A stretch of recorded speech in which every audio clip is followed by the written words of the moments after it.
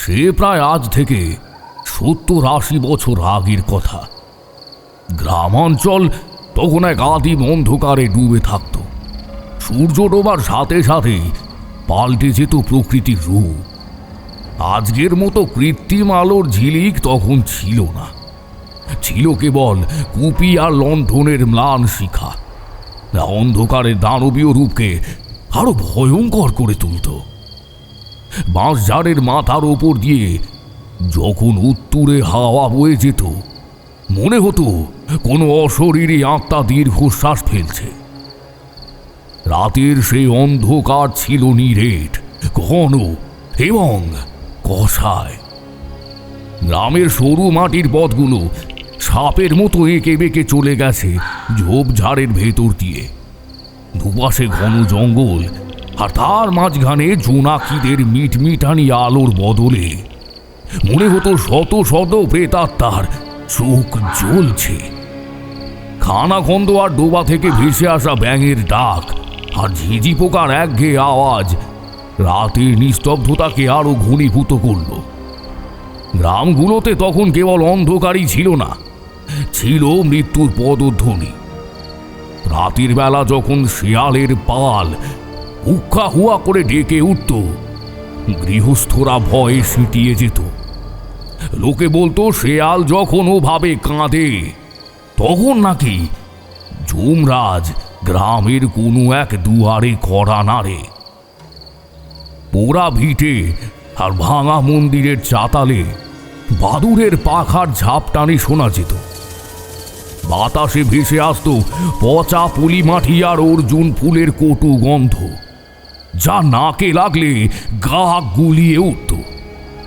গ্রামের বুড়োরা বলতো এই গন্ধে নাকি নিশি ডাক দেয়। মাঝরাতে যদি কেউ নাম ধরে ডাকে তবে সাড়া দিতে নেই, দিলেই নির্ঘাত মৃত্যু। সেই সময়ের মানুষের বিশ্বাস আর বাস্তব একাকার হয়ে যেত রাতের গভীরে। নিম গাছ আর তেঁতুল গাছের ডালপালাগুলো অন্ধকারের মধ্যে হাত পা ছড়িয়ে বসে থাকা কোনো কঙ্কাল সার পিশাচের মতো লাগত। পুকুর ঘাটের শ্যাওলা ধরা সিঁড়িতে জল পড়ার শব্দ হলে মনে হতো কেউ হয়তো জল থেকে উঠে আসছে, যার পা দুটো উল্টো দিকে ঘোরানো। সেদিনটা ছিল আষাঢ়ের ঘন ঘোর রাত। মেঘের ডাকে আকাশটা আজ ফেটে পড়তে চাইছে। বজ্রপাতের আলোয় দেখা যায় নদীর ঢেউগুলো যেন রক্তাক্ত হয়ে উথাল পাথাল করছে। কিন্তু গ্রামের আকাশে আজ শুধু মেঘ নেই, আছে আগুনের লেলিহান শিখা। গ্রামের বড় রাস্তা দিয়ে ৫০০ মানুষের একটা মিছিল এগোচ্ছে। তাদের হাতে কাটারি, বল্লম, লাঠি আর জ্বলন্ত মশাল। সেই আগুনের আলোয় মানুষগুলোর মুখ চেনা যাচ্ছে না। মনে হচ্ছে একদল নরখাদক অন্ধকারের বুক চিরে এগিয়ে আসছে।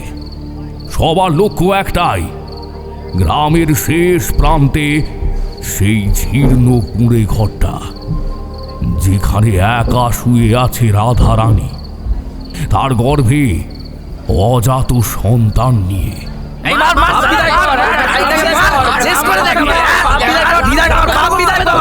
সমাজ যখন বিচারক হয় তখন দয়া শব্দটা অভিধান থেকে মুছে যায়, আর সমাজ যখন কুসংস্কারে অন্ধ হয় তখন ভগবানও মুখ লুকিয়ে হাসে।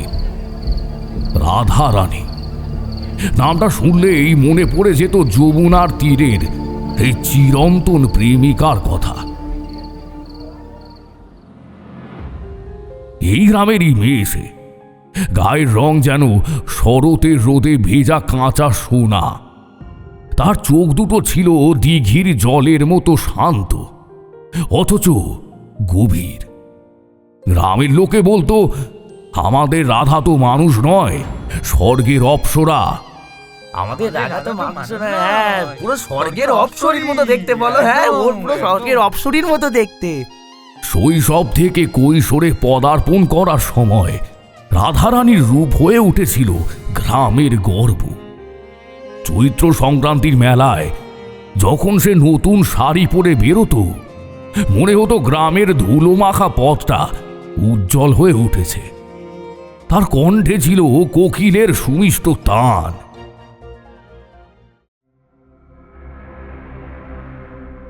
কিন্তু হায়, সেই রূপী হয়ে দাঁড়ালো তার অভিশাপ। আর সমাজ যখন কুসংস্কারে অন্ধ হয়, তখন ভগবানও মুখ লুকিয়ে হাসেন। কুসংস্কার তখন ঘুণ পোকার মতো সমাজের মজ্জায় ঢুকে গিয়েছিল। মঙ্গল অমঙ্গল, হাঁচি টিকটিকি আর পঞ্জিকার পাতায় বন্দী ছিল মানুষের জীবন। রাধারানীর সৌন্দর্য যখন বাড়ন্ত, তখনই শুরু হলো ফিসফাস। গ্রামের নারীরা বলা বলি করতে লাগলো, এত রূপ অলক্ষণ, নিশ্চিত কোনো অশুভ ছায়া আছে ওর উপর। ভগবান হয়তো তখন ওপর থেকে দেখছিলেন, কিন্তু কুসংস্কারের এই ঘন কুয়াশায় তিনি সেদিন নির্লিপ্ত দর্শকের ভূমিকা পালন করেছিলেন। তার সৃষ্টির অবমাননা দেখে তিনি রাগে নয়, বোধহয় মানুষের মূর্খতা দেখে উপহাসের হাসি হাসছিলেন। আজ সেই নামটাই হয়ে দাঁড়িয়েছে এক বিভীষিকা। তার গর্ভ, যা হওয়ার কথা ছিল জীবনের উৎসব, আজ হয়েছে মৃত্যুর ফন্দি। সবচেয়ে নিষ্ঠুর পরিহাস ছিল রাধারানীর মাতৃত্ব। এক নারীর জীবনে গর্ভধারণ মানে নতুন প্রাণের স্পন্দন, সৃষ্টির চরম সার্থকতা। কিন্তু রাধারানীর ক্ষেত্রে চিত্রটা ছিল সম্পূর্ণ বিপরীত। তার গর্ভ, যা হওয়ার কথা ছিল জীবনের উৎসব, আজ হয়েছে মৃত্যুর ফন্দি। তার স্ফীত উদর কোনো আনন্দের খবর নিয়ে আসেনি, নিয়ে এসেছিল কলঙ্কের দলিলে এক মোক্ষম শিলমোহর। গ্রামের মাতব্বরদের কাছে ওই গর্ভস্থ সন্তান ছিল এক পাপ। তারা ফতোয়া দিল, এই কলঙ্ক মুছে ফেলতে হবে। হয় রাধাকে গ্রাম ছাড়তে হবে, নয়তো তার অজাত সন্তানকে বিসর্জন দিতে হবে। রাধারানী সেদিন একা হয়ে গিয়েছিল। তার প্রেমিক নিরুদ্দেশ, পরিবার সমাজের ভয়ে মুখ ফিরিয়ে নিয়েছে। অন্ধকারে সেই রাতে গ্রামের শ্মশানের ধারের এক পরিত্যক্ত কুঁড়ে ঘরে সে আশ্রয় নিয়েছিল। চারদিকে শেয়ালের ডাক আর বাঁশঝাড়ের ক্যাচক্যাচানি। সেই নিঃসঙ্গ গর্ভাবস্থায় সে বুঝতে পেরেছিল তার শরীরের ভেতরে বেড়ে ওঠা প্রাণটি আসলে তার নিজের মৃত্যুর পরোয়ানা সই করছে। সমাজ তাকে বাঁচতে দেবে না, আর সেই ছোট্ট প্রাণটিকেও আলোর মুখ দেখতে দেবে না। ঘটনা শুরু আজ থেকে 3 মাস আগে। জমিদার রাজকিশোর চৌধুরীর অন্দরমহলে সেদিন এক গোপন সভা বসেছিল। রাজকিশোর, যার পূর্বপুরুষেরা এই গ্রামের জমিদারি কিনে নিয়েছিলেন ব্রিটিশদের কাছ থেকে, আজ তার বংশের মান রক্ষার জন্য রক্তপিপাসু হয়ে উঠেছেন। মধুসূদন, রাজবাড়ির ইজ্জত কি শেষ পর্যন্ত এক বাজারি মেয়ের পায়ে লুটোপুটি খাবে? আমার নিজের ভাইপো অমল, সে কিনা শেষ পর্যন্ত ওই নিবারণের মেয়ের প্রেমে হাবুডুবু খেয়ে বংশের নাম ডোবালো। ওই রাধারানী একটা নিচু জাতের কুসংস্কারী, যার বাপ নদীর ঘাটে মাছ বিক্রি করে। আমাদের চৌধুরী বংশের রক্ত তার পেটে। কি হাস্যকর, তাই না? কর্তা বাবু, প্রেম তো নয়, এ তো হলো একটা বিষ। আর সেই বিষই এখন ওই রাধারানীর গর্ভে দানা বেঁধেছে। যে এই গাঁয়ের লোক যদি জানতে পারে রাজবাড়ির ছেলে এক ছোট জাতের মেয়ের পেটে সন্তান দিয়েছে, তবে আপনার গদিতে তো লোকে থুতু দেবে, জমিদারি নষ্ট হবে, ব্রিটিশ সাহেবরা আপনাকে দেখে হাসবে। কর্তাবাবু, আমি শুনেছি ওর পেটটাও নাকি দিনের পর দিন ফুলে ফুলে উঠছে, প্রমাণ চলছে ঘুরে বেড়াতে। আমি থুতু দেওয়ার সুযোগ কাউকে দিই না মধুসূদন। অমলকে আমি কালই কলকাতা পাঠিয়ে দিচ্ছি। বলবো সে সেখানে ইংরাজি শিখবে, বড় সাহেব হবে। কিন্তু ওই মেয়েটা, ও তো প্রমাণ নিয়ে ঘুরে বেড়াচ্ছে, ওকে সরাতে হবে। কিন্তু এমনভাবে যাতে রাজবাড়ির নাম না ওঠে। কোনো খুন নয়, কোনো বিষ নয়, লোকে নিজেরাই করুক। এদিকে সরে আসুন কর্তাবাবু, একটা উপায় আছে আপনাকে বলি। আমাদের গাঁয়ের লোককে খেপিয়ে তুলতে হবে। ইদানিং গ্রামে মোড়ক লেগেছে, ধান ক্ষেত শুকিয়ে যাচ্ছে, গরু বাছুর সব মরে যাচ্ছে। আমরা রটিয়ে দেব এই অমঙ্গলের মূলে আছে ওই রাধারানী। ও মানুষ নয়, ও ডাইনি। নিজের রূপ দিয়ে ও অমল বাবুকেও বশ করেছে। রাতে পিশাচ ডেকে গ্রামের রক্ত চুষে নিচ্ছে। লোকে যখন ভয় পাবে তখন ওরা নিজেরাই দেখবে আগুন জ্বালাবে। আমাদের শুধু কাঠ জোগাড় করতে হবে, এই একটু মদ খাওয়াতে হবে, আর একটু শুধু উস্কানি দিয়ে দিতে হবে, ব্যাস। কালো রাতে মিছিল বাঁধবে, দেখবেন 500 লোক থাকবে সেখানে। ভালো, তোর মতামত ঠিক। চৌধুরী বংশের মান রক্ষা কর, যা করার কর, কিন্তু নাম একবারও উঠবে না। রাধারানী জানতো না তার ভাগ্যলিপি নিয়ে রাজবাড়িতে কি পাশা খেলা চলছে। সে তখন নদীর ঘাটে বসে অপলক তাকিয়ে থাকত রাজবাড়ির সেই বঙ্কিরাজ ঘোড়াটার দিকে, যে ঘোড়ায় চড়ে অনিরুদ্ধ না অমল আসত। অমল, যার গায়ের গন্ধে শহরের পারফিউম আর আভিজাত্য মিশে থাকত। কলকাতা থেকে ফিরে এসে গ্রামে এসেছিল ছুটিতে, আর রাধার সৌন্দর্যে পড়ে গিয়েছিল। রাধা গ্রামের সেই নিরীহ মেয়ে যে বাপের সঙ্গে বসে মাছ বিক্রি করত, স্বপ্ন দেখত একটা ভালো জীবনের। তুমি বলেছিলে অমল আমায় নিয়ে পাহাড় দেখতে যাবে, শহরের বড় বড় দালান দেখাবে, ট্রাম চড়াবে, থিয়েটারে নিয়ে যাবে। আমার গর্ভে তোমার যে অংশ বড় হচ্ছে, সে যখন জন্মাবে তাকে কি তুমি তোমার নাম দেবে? অমল জ্যোৎস্না নাকি রাধাময়? তুমি বলেছিলে জাত পাত সব ভুলে আমাদের ভালোবাসা জয়ী হবে। কেন তাহলে চিঠি আসছে না? কেন ঘোড়ার পায়ের আওয়াজ আর শোনা যাচ্ছে না? রাধা, রাজবাড়ির নিয়ম বড় কঠিন। জমিদার কাকার চোখে ধুলো দিয়ে আমি তোমাকে ঠিক নিয়ে পালাবো, কিন্তু আমার ভালোবাসা তার চেয়েও শক্ত। তুমি ধৈর্য ধরো, সময় এলেই আমি তোমাকে সবার সামনে বরণ করে নেব। এই গর্ভ, এটা আমাদের ভবিষ্যৎ। আমি লড়বই। অমলের সেই আশ্বাস ছিল আসলে এক সুদৃশ্য ফাঁদ। রাজবাড়ির ছেলেরা ভালোবাসতে জানে না, তারা শুধু দখল করতে জানে। যেদিন রাধারানী খবর পেল অমল তাকে না বলে কলকাতায় চলে গেছে, সেদিন তার আকাশটা প্রথম ভেঙে পড়েছিল। গ্রামের লোকেরা ফিসফিস করতে শুরু করলো, ওটা আবার বাচ্চা? ওটা জাতের অপমান, ওটা পাপের সন্তান। আরে জাতের অপমান, বাপের সন্তান, ও বাপের সন্তান। কিন্তু সে জানতো না আকাশ ভাঙার চেয়েও ভয়ানক হলো যখন নিজের মাটিটাই শত্রু হয়ে দাঁড়ায়। নাই মধুসূদন তার কাজে দক্ষ। 1 সপ্তাহের মধ্যে পুরো গঙ্গাধরপুর বিষিয়ে উঠল। সনাতন গয়ালার মরা বাছুরটার মৃতদেহ রাধারানীর দরজায় ফেলে আসা হলো রাতের অন্ধকারে। পঞ্চায়েত প্রধানের নাতি যখন জ্বরে কাঁপছিল, তখন তান্ত্রিকের ছদ্মবেশে মধুসূদনের লোক গিয়ে বলল, এই গ্রামে এক পিশাচি ঢুকেছে। সেসব শিশুদের আয়ু চুষে চুষে খাচ্ছে, আর তার চোখ দুটো লাল রক্তবর্ণ। রাতের বেলা সে ডানা মেলে উড়ে। গ্রামে গুজব ছড়ালো রাধারানী রাতে একা হাসে, তার ঘরে নীল আলো জ্বলে, সে গরু মারে, শিশু খায়।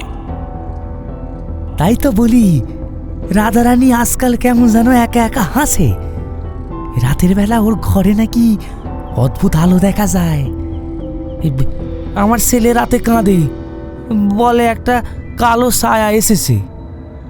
ও ডাইনি, ওর নজর লেগেছে আমার ধানের গোলায়। পুরো সব শুকিয়ে গেল গো, সব শুকিয়ে গেল। জমিদারের ভাইপোকেও তো কালা জাদু করেছে। আরে দেখো না, দেখো ওর পেটটা কেমন ফোলা। ওই পিশাচের ডিম আছে, পিশাচের ডিম। আমরা সব গরিব লোক, এই ডাইনি আমাদের শেষ করে দেবে গো, শেষ করে দেবে। তো আমি দেখাচ্ছি, পূর্ণিমা নগ্ন হয় নদীতে স্নান করে, তার মুখে আবার দাঁত বেরিয়ে আসে। আমার বোনের মেয়ে মারা গেছে, ওর কীর্তি, ওকে মারতে হবে, না হলে এই গ্রামটা নষ্ট হয়ে যাবে। মানুষের মুক্তি যখন শেষ হয় তখন উন্মাদনা শুরু হয়। এক সময়ের যে মেয়েটি গ্রামে সবার আদরের ছিল, নুন চাল ধার দিত, গান গাইতো ঘাটে, আজ তাকে দেখলেই লোকে কপালে হাত ঠেকায় আর থুতু ফেলে। রাধারানী বুঝতে পারে না তার অপরাধ কি। সে কি ডাইনি, নাকি সে কেবল এক অসহায় মা? তার পেটে লাফানো প্রাণটা, সেটা কি পাপ? গ্রামের ফিস ফিস তার কানে আসে, কিন্তু সে বিশ্বাস করে না। অমল আসবে, অমল আসবে, অমল আসবে। সে নিজেকে বলে, কিন্তু অমলের চিঠি আসে না।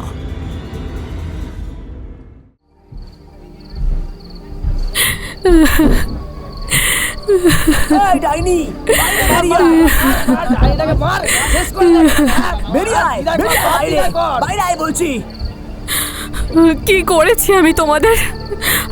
আমি তো তোমাদেরই রাধা। আমার বাপের মাছ খেয়েছো, আমার কাছে ধার নিয়েছো, এখন কেন এমন? এখন কেন এমন? আমার পেটে সন্তান, সে তোমাদের মতোই মানুষ হবে। সন্তান? সন্তান? ওটা পিশাচের বাচ্চা। অমল বাবুকে জাদু করে ধরেছিস তুই। যা যা যা, এক্ষুনি এই গ্রাম থেকে বেরিয়ে যা, না হলে আগুন লাগাবো। দিন যায়, গুজব বাড়ে। রাধা একা খায় না, ঘুমায় না, তার পেট বড় হয়, কিন্তু ভালোবাসা আর ফিরে আসে না। আজ সেই চূড়ান্ত রহস্য। গ্রামের মাতব্বররা আজ মদে চুর। জমিদার বাড়ি থেকে আসা কাঁচা টাকা আর মদের নেশায় তারা আজ হিতাহিত জ্ঞান শূন্য। তারা রাধারানীর ঘরের সামনে এসে দাঁড়িয়েছে। নায়েব মধুসূদন ঘোড়ার ওপর বসে ভিড়কে উস্কানি দিচ্ছে। আকাশ ফেটে বৃষ্টি শুরু হয়েছে, কিন্তু আগুন নিভছে না। দেরি করছো কেন সনাতন? তোমার সন্তানকে যে শেষ করেছে, তাকে কি আজ তুমি ছেড়ে দেবে? আগুন দাও, ডাইনি আর তার পেটের পিশাচকে আজই পুড়ে ছাই করে দাও। ওই দেখো, ওই দেখো, ওর ঘর থেকে ধোঁয়া বেরোচ্ছে, নিশ্চয়ই ও পিশাচকে ডাকছে। জ্বালাও আগুন। হ্যাঁ, আমার বাছুরকে মেরেছে ও, মার ওকে, মার, ধরে মার ওকে।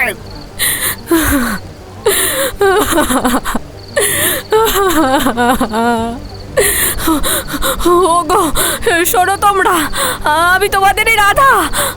আমার ভেতরে এক প্রাণ আছে। তোমরা কি মানুষ নও? ভগবানকে ভয় করো। আমি কোনো ডাইনি নই, আমি মা হব। ওগো সনাতন দা, তোমার মেয়েকে আমি দুধ খাইয়েছি ছোটবেলায়। শয়তানের বীজ পেটে ধরেছিস, তুই শিশুদের মারছিস।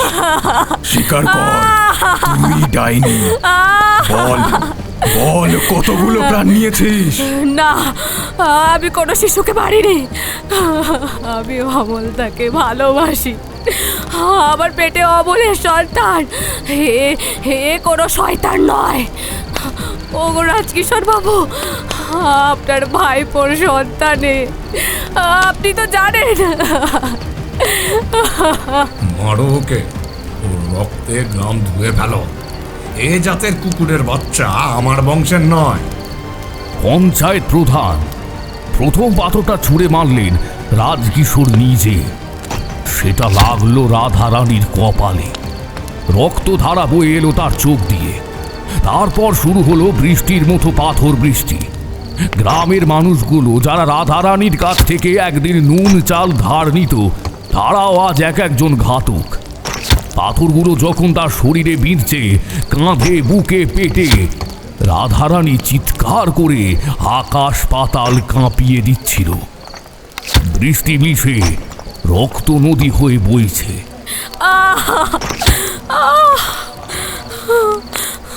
ওগো ওগো, কেউ আমাকে আমাকে বাঁচাও ভগবান। তুমি কি দেখতে পাচ্ছ না আমার জঠরের এই সন্তান? এই ভ্রূণগুলো পিশাচি নয়, তোমাদেরই বংশের রক্ত। আমার পেটের এই হঠাৎ শিশুটি কোনো কুকুর নয়। কেন মারছো আমাকে? কেন মারছো আমার অনাগত সন্তানকে? ওগো অমল, তুমি কোথায়? তোমার ছেলে মরছে।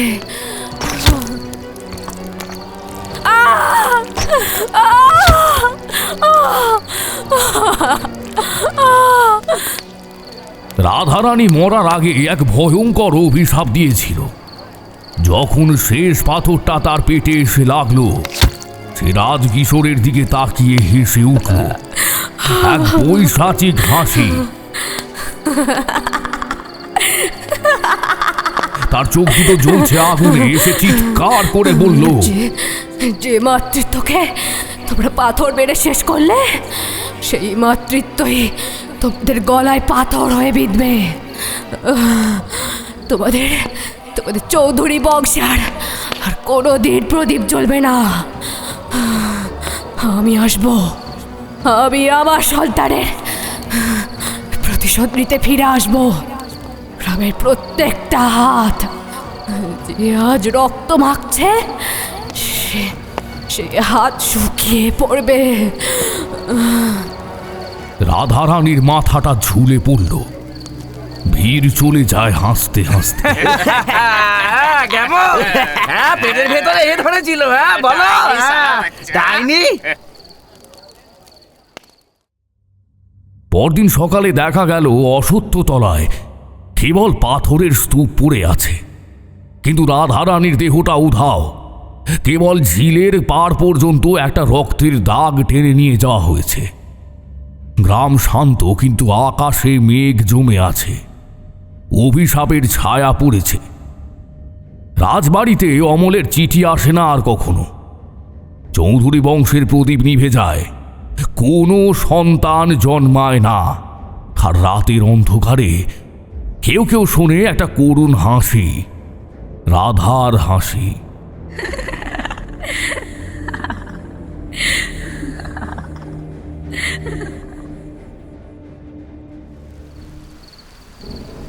এখন দুপুর গড়িয়ে সন্ধ্যা হতে চলল, তবু বৃষ্টি ধরে আসবার কোনো লক্ষণ দেখতে পারছি না।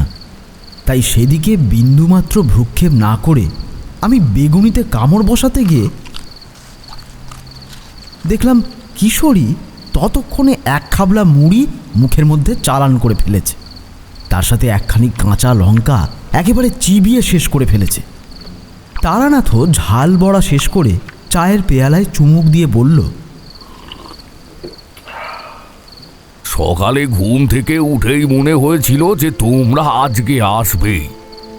এমন বাদলা দিনে ঘা ছমছমে গল্প শোনার নেশা মানুষকে শহরের এক প্রান্ত থেকে অন্য প্রান্তে নিয়ে চলে আসে। হে, তারানাথ কথার মাঝে মুখ ফসকে যেই না বলেছে গল্পের কথা, অমনি এরকম এক সুবর্ণ সুযোগ কাজে লাগানোয় সিদ্ধহস্ত কিশোরী আসরে অবতীর্ণ হলো। সে একটা রহস্যময় মুখ করে বলল, আপনি এসব কি বলছেন ঠাকুরমশাই? আরে এটাও কি সম্ভব নাকি?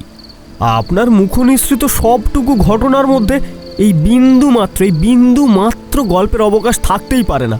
এটা আমি কচি পাঁঠার শপথ রেখে বলতে পারি। আর আপনি কিনা বলছেন যে এগুলো সব বানানো গল্প? হ্যাঁ, এটা হতে পারে না।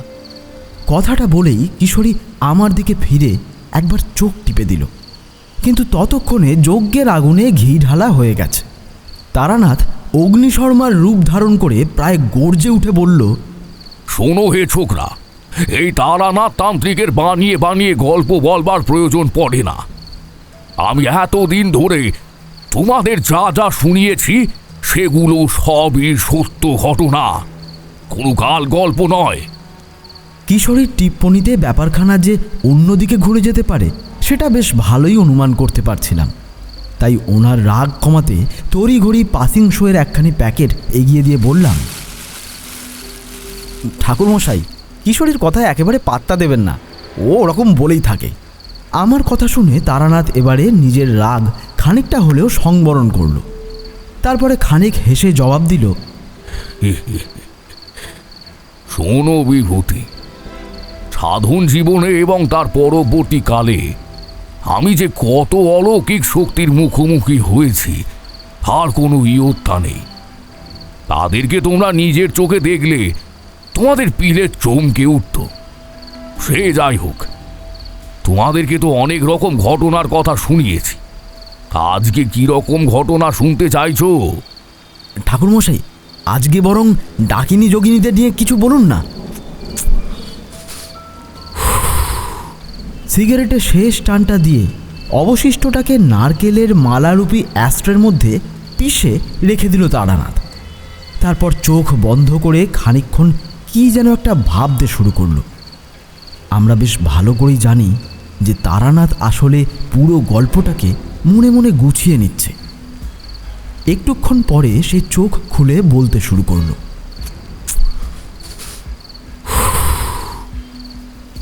ঘটনাটা বলবার আগে কিছু কথা তোমাদের বলে রাখা ভালো। তোমরা হলে গিয়ে আজকালকার ছোকরা, আসল ব্যাপারখানা না জানলে ভয়ের সাথে ঠিকমতো একাত্ম হতে পারবে না। তার ফলে এই কিশোরীর মতো শহর মুল্লুকে থাকা এইসব সত্যি ঘটনাকে গাল গল্প বলে মনে হয়। অনেকের মুখে শুনে থাকবে পঞ্চমুণ্ডির আসন এক অপার রহস্যের জায়গা। তবে এই কথা সত্যি, এর শক্তি অপরিসীম, এবং ভুলবশত যদি কেউ পঞ্চমুণ্ডির আসনের খুব কাছে চলে আসে, তা সে কোনো পশু পাখি কিংবা মনুষ্য যাই হোক, তার মৃত্যু অথবা ক্ষতি অনিবার্য। কারণ এই মহাশক্তিশালী আসনের ক্ষমতাই যে অপরিসীম। পঞ্চমুণ্ডি আসন স্থাপন করতে প্রথমত 5টি মৃত মাথার খুলি, যেমন চাঁড়াল বা চণ্ডালের মাথার খুলি যাদের অপঘাতে মৃত্যু হয়েছে। চণ্ডাল কাকে বলে জানো তো? যারা সব দেহ দাহ করে, অর্থাৎ যারা মরা পোড়ায়, যাদেরকে সাধারণত ডোম বলা হয়। এরপর শিয়ালের খুলি। শিয়াল যেহেতু সে খুব ধূর্ত প্রাণী। এরপর নকুল বা বেজির মাথার খুলি, যেহেতু তার মতো ক্ষিপ্র প্রাণী আর দুটি নেই। এরপর বিষধর সাপের মাথার খুলি, হয় কেউটে বা ওই গোখর, কারণ সাপ খুবই ক্রূর। এরপর হনুমানের খুলি, সর্বশেষ এবং পঞ্চম। হনুমান হল ব্রহ্মজ্ঞানী। এইগুলোই লাগে পঞ্চমুণ্ডি আসন বানাতে। শুধু এই সব উপকরণ সংগ্রহ করলেই কিন্তু আসন বানাতে পারবে না, নির্দিষ্ট নিয়ম কানুন মেনে এই কাজ করতে হয়। তাই পঞ্চমুণ্ডি আসন ভরা অমাবস্যা তিথিতে ঠিক রাত্রি 12টার নিশীথে প্রস্তুত করা হয়। এই আসন প্রতিষ্ঠা এত ভয়ঙ্কর স্থান চয়ন এতই গুরুত্বপূর্ণ যে ইহালোকালয় থেকে দূরে নিরালা স্থানে, জঙ্গলে অথবা কোনো দেবস্থানেই বসানো সব চাইতে উত্তম। কম বেশি সবই প্রাচীন দেবী স্থানে তখনকার দিনে পঞ্চমুণ্ডির আসন স্থাপিত হতো। কিছু কিছু জায়গায় আজও দেখতে পাওয়া যায়। প্রথমে সেই পঞ্চখুলিগুলিকে কোনো পুকুর বা নদীর জল, ব্যতিক্রম শুধু গঙ্গা জল দ্বারা ধৌত করে পঞ্চামৃত দ্বারা শোধন করে চতুষ্কোণ বিশিষ্ট একটি জায়গায় 4 কোণায় মাটি খুঁড়ে 4টি গর্ত করে তার মধ্যিখানে একটি গর্তে মোট 5টি মাথার খুলি স্থাপন করা হয়। ঠিক রাত 12টার পর শুরু হয় এই ভয়ঙ্কর সাধনা। 5 জন সাধক মিলে এই সাধনা করেন ও একসাথে মাথার খুলিগুলি স্থাপন করেন এক একটি গর্তে। এই সাধন বা প্রক্রিয়া চলাকালীন সামান্যতম আচার বিধির ভুল ত্রুটি হলে তৎক্ষণাৎ সেই সব সাধকের মৃত্যু অনিবার্য। এই পঞ্চমুণ্ডী আসন যেখানে সেখানে স্থাপন করা মোটেই ঠিক নয়, কারণ এর মধ্যে কোনো প্রাণী ভুলেও চলে আসলে সেই প্রাণীর ভয়ঙ্কর ক্ষতি, এমনকি মৃত্যুও ঘটতে পারে। একমাত্র সাধকের শক্তি না থাকলে এই আসনে বসতেই পারবে না সাধক। পঞ্চমুণ্ডী আসনে 5টি মাথার খুলি মাটির তলায় স্থাপনের পর তার উপরে ইট দিয়ে বসার আসন মতন করে তারপর বাঁধিয়ে দেওয়া হয় এবং সাধারণত জায়গাটি ভালোভাবে ঘিরে রাখতে হয় যাতে কোনো অনভিপ্রেত ঘটনা না ঘটে। কিন্তু স্থাপনের পর তন্ত্র সাধক অথবা সাধিকা এতে নিত্যদিন বসে সাধনা করবে এবং পঞ্চমুণ্ডীকে সদা জাগৃত রাখবে, নয়তো এই মাথাগুলো মৃত অবস্থায় চলে যাবে। ঠিকঠাক তন্ত্র মতে সমস্ত কাজ করতে পারলে এই পঞ্চমুণ্ডীর আসন থেকে সাধক অথবা সাধিকা অলৌকিক কিছু শক্তি লাভ করবেই। ইহা সত্য এবং নির্ভুল। কিন্তু কোনো কারণে যদি সেই আসনের বিন্যাস নষ্ট হয় এবং সেই খুলি দিয়ে কেউ যদি অপকর্মের চেষ্টা করে, তাহলে কি প্রচণ্ড গণ্ডগোল হতে পারে সেটার কথাই বলি আজকে। এইবার বলতে শুরু করছি, মন দিয়ে শোনো। সে প্রায় অনেক দিনকার আগেকার কথা। তখন আমি আমার জন্ম ভিটেতেই থাকি। নাম ডাক সেরকম না হলেও আশেপাশে গাঁয়ের থেকে রোজই কেউ না কেউ কুণ্ডলী বিচার করতে আসে। কেউ বা আসে মাদুলি করতে, আবার কেউ কেউ আসে হাত দেখাতে। কিন্তু সব গল্প কি সমান হয়? কিছু গল্প থাকে যা মনে পড়লে হাড়ের ভেতর পর্যন্ত হিম হয়ে যায়। একবার আমাকে আসামের মঙ্গল দইতে যেতে হয়েছিল। কিশোরী চায়ের কাপে শেষ চুমুক দিয়ে উৎসুক হয়ে জিজ্ঞেস করল, মঙ্গল দই? আরে সে তো অনেক দূর। বেড়াতে গিয়েছিলেন নাকি ঠাকুরমশাই? নাকি কোনো তীর্থ দর্শনে? আরে না না, আমার আবার বেড়াতে যাওয়া। আমি তো যাযাবর। গিয়েছিলাম বিশেষ এক কাজে। এক পরিবার বিপদে পড়ে হন্যে হয়ে আমাকে ডেকে নিয়ে গিয়েছিল। সে অনেক কাণ্ড হয়ে রক্ত জল করা দৃশ্য সব। মানুষের লোভ আর অতৃপ্ত আত্মার লড়াই যে কতটা ভয়ঙ্কর হতে পারে তা মঙ্গলোদয় না গেলে আমি কোনোদিন বিশ্বাস করতাম না। আজকে তবে এই গল্পটাই হোক ঠাকুরমশাই। বাইরে বৃষ্টি পড়ছে আর আপনার মুখে মঙ্গল দইয়ের রহস্য, এর চেয়ে ভালো আর কিছু হতেই পারে না। তারানাথ একটু সময় নিলেন। কিশোরীর পকেট থেকে পাসিং শো সিগারেটটা চেয়ে ধরিয়ে নিলেন।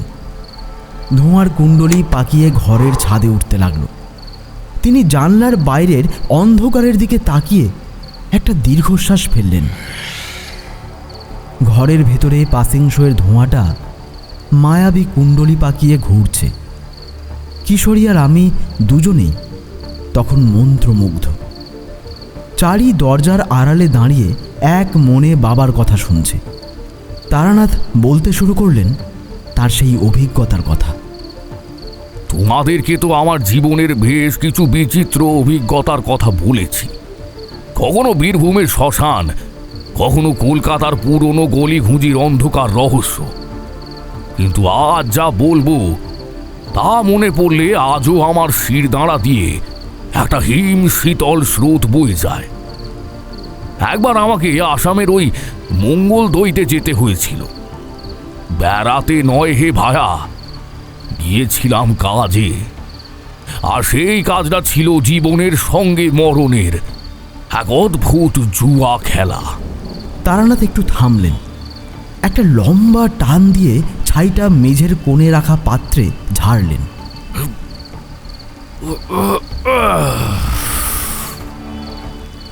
ঘটনাটা ছিল আজ থেকে প্রায় বছর 40 আগে। সময়টা তখন উত্তাল।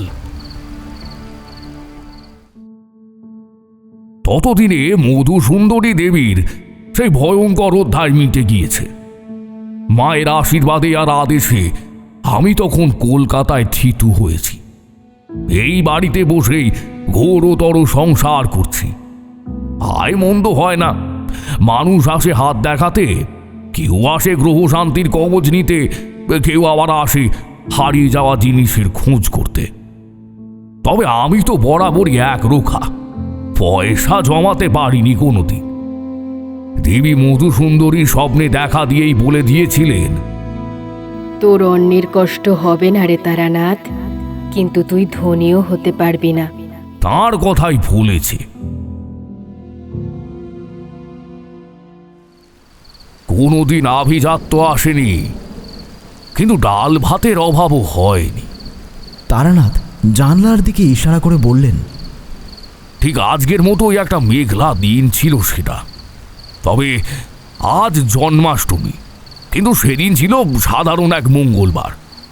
আমি সকালে বৈঠকখানায় বসে একাগ্র মনে পঞ্জিকা দেখছিলাম, তিথি নক্ষত্রের হিসাব মেলাচ্ছিলাম। চারি তখন ছোট, ভেতরে খেলার শব্দ পাওয়া যাচ্ছিল। এমন সময় হঠাৎ আমার দরজায় একটা ছায়া পড়ল। দেখলাম একজন বছর 50-এর প্রৌঢ় ঘরের মধ্যে প্রবেশ করলেন। তারানাথ একটু দম নিলেন। কিশোরী উসখুস করে উঠল। আচ্ছা, দেখতে কেমন ছিল সেই ভদ্রলোককে ঠাকুরমশাই? ভদ্রলোকের পরনে ছিল দামি আদ্যির পাঞ্জাবি আর গরদের ধুতি, পায়ে পামসু। দেখলেই বোঝা যায় কোনো অবস্থাপন্ন ঘরের লোক, হয়তো জমিদার বা বড় ব্যবসায়ী।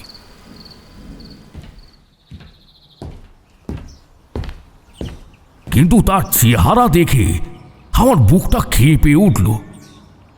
চোখে মুখে এমন একটা ত্রাস, যেন কোনো যমদূতকে তিনি স্বচক্ষে দেখে এসেছেন।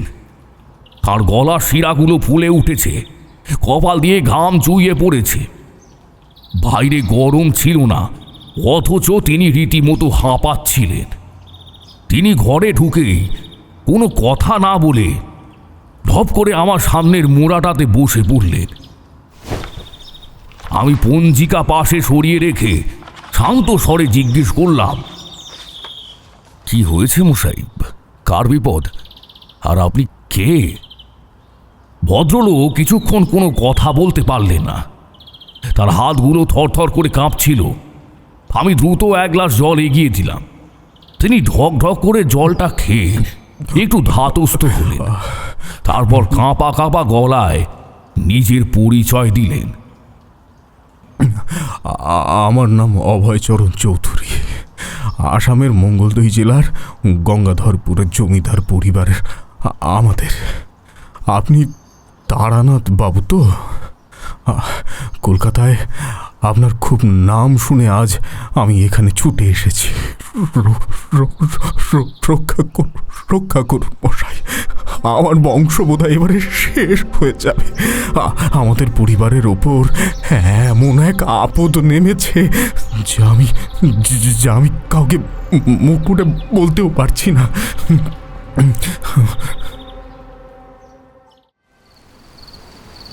তারানাথ সিগারেটের শেষ অংশটা ফেলে দিয়ে আবার বলতে লাগলেন, আমি দেখলাম ভদ্রলোকের অবস্থা শোচনীয়। আমি জমানো ছাইটা ঝেড়ে ফেলে অভয় দিয়ে বললাম, আগে স্থির হয়ে বসুন অভয় বাবু।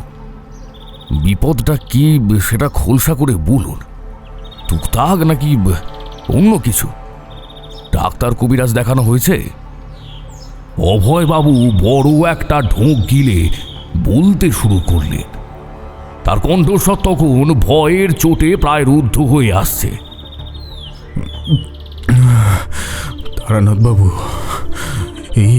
এই 15 দিন আগে পর্যন্ত আমাদের পরিবারে কোনো অশান্তি ছিল না। আমার বড় ছেলে সুরেশের বিয়ে হয়েছে মাত্রই 2 সপ্তাহ হলো। বৌমা মৃন্ময়ী দেখতে ঠিক যেন ঘরের লক্ষ্মী প্রতিমার মতো, দেবীর মতো শান্ত স্বভাব। সত্যি বলতে কি, নিজের বৌমা বলে বলছি না, বাপ মা হারা মেয়েটার ওপরে মেয়েবেলা থেকে যা ধকল গেছে সেটা আপনি কল্পনাও করতে পারবেন না। এরপরে তারানাথ বলল, ওখানে পৌঁছে মৃন্ময়ী সম্পর্কে অনেক কথা শুনেছিলাম, সেটা আগে তোমাদের জানা উচিত। সেন বাড়িতে সেদিন সকাল থেকেই সাজো সাজো রব। গোটা বাড়িটাকে এত সুন্দর করে সাজানো হয়েছে যে দূর থেকে দেখে মনে হচ্ছে যে অসময়ের দীপাবলি উদযাপন করা হচ্ছে। অবশ্য হবে নাই বা কেন, বাড়ির মেয়ের বিয়ে হবে যে আজ। হবু পাত্র জমিদার পুত্র সুরেশ, তার উপরে সেন বাড়ির কর্তা রাধারমন সেনের বাড়িতে যেচে এসে সম্বন্ধ দিয়ে এসেছিলেন স্বয়ং জমিদার মহাশয়। সুতরাং আপত্তির কোনো জায়গায় থাকে না। এরকম একটা সুযোগ কি কেউ হাতছাড়া করতে পারে?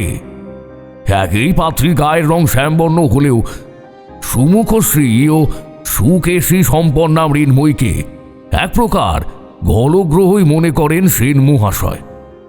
দিদি জামাই বাবুর মৃত্যুর পর এক প্রকার বাধ্য হয়েই ভাগ্নিকে নিজের কাছে এনে রাখতে হয়েছিল ওনাকে।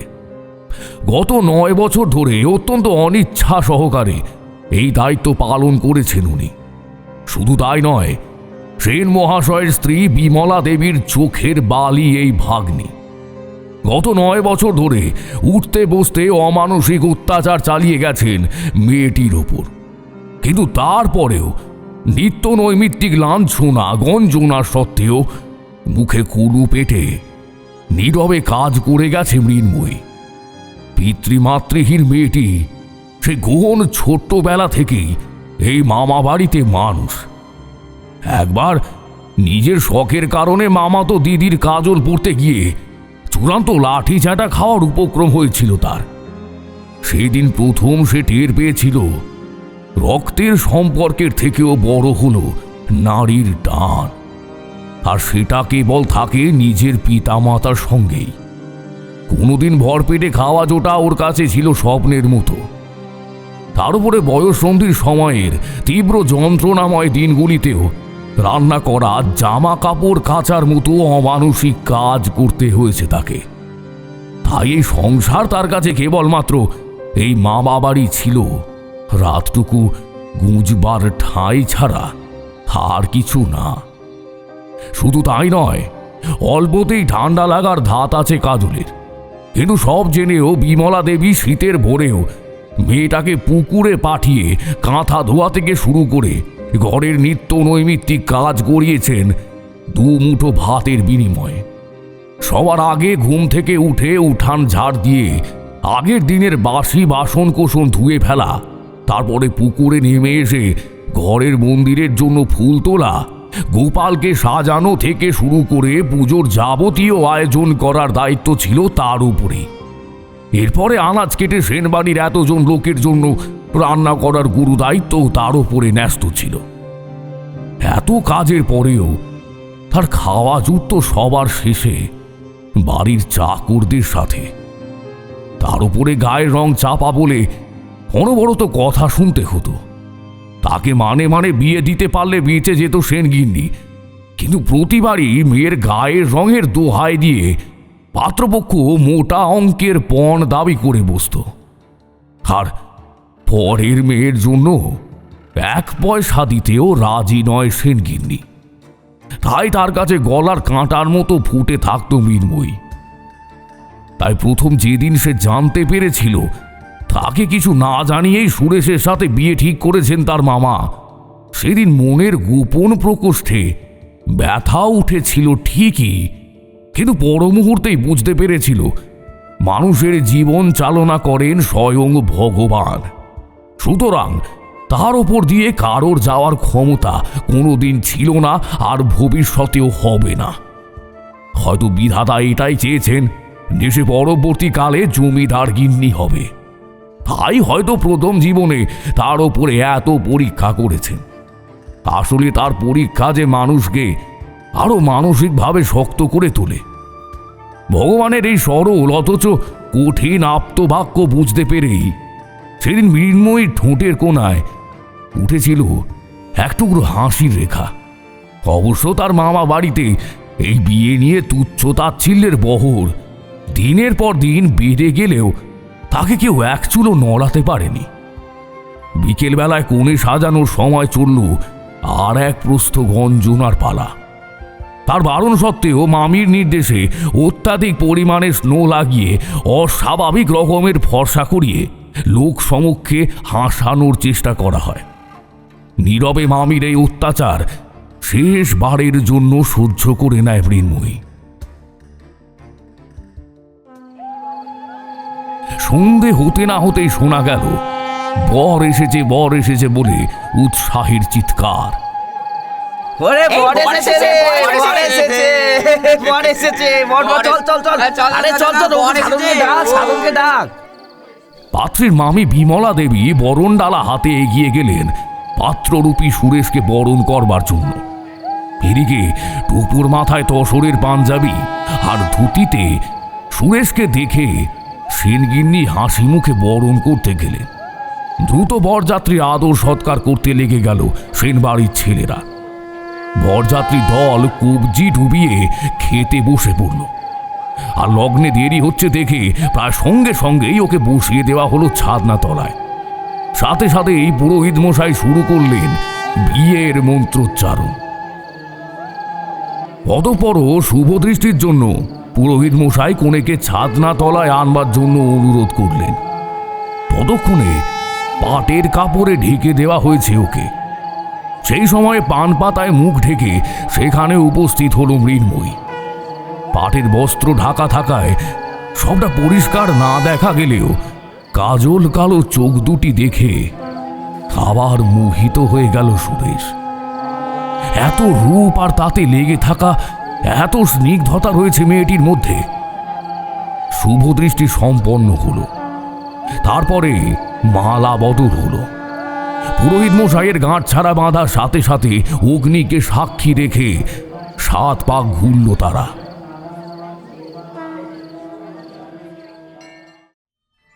বিয়ের পর বাসর বসলেও তেমন একটা জমিয়ে তুলতে পারেনি কোনো পক্ষই।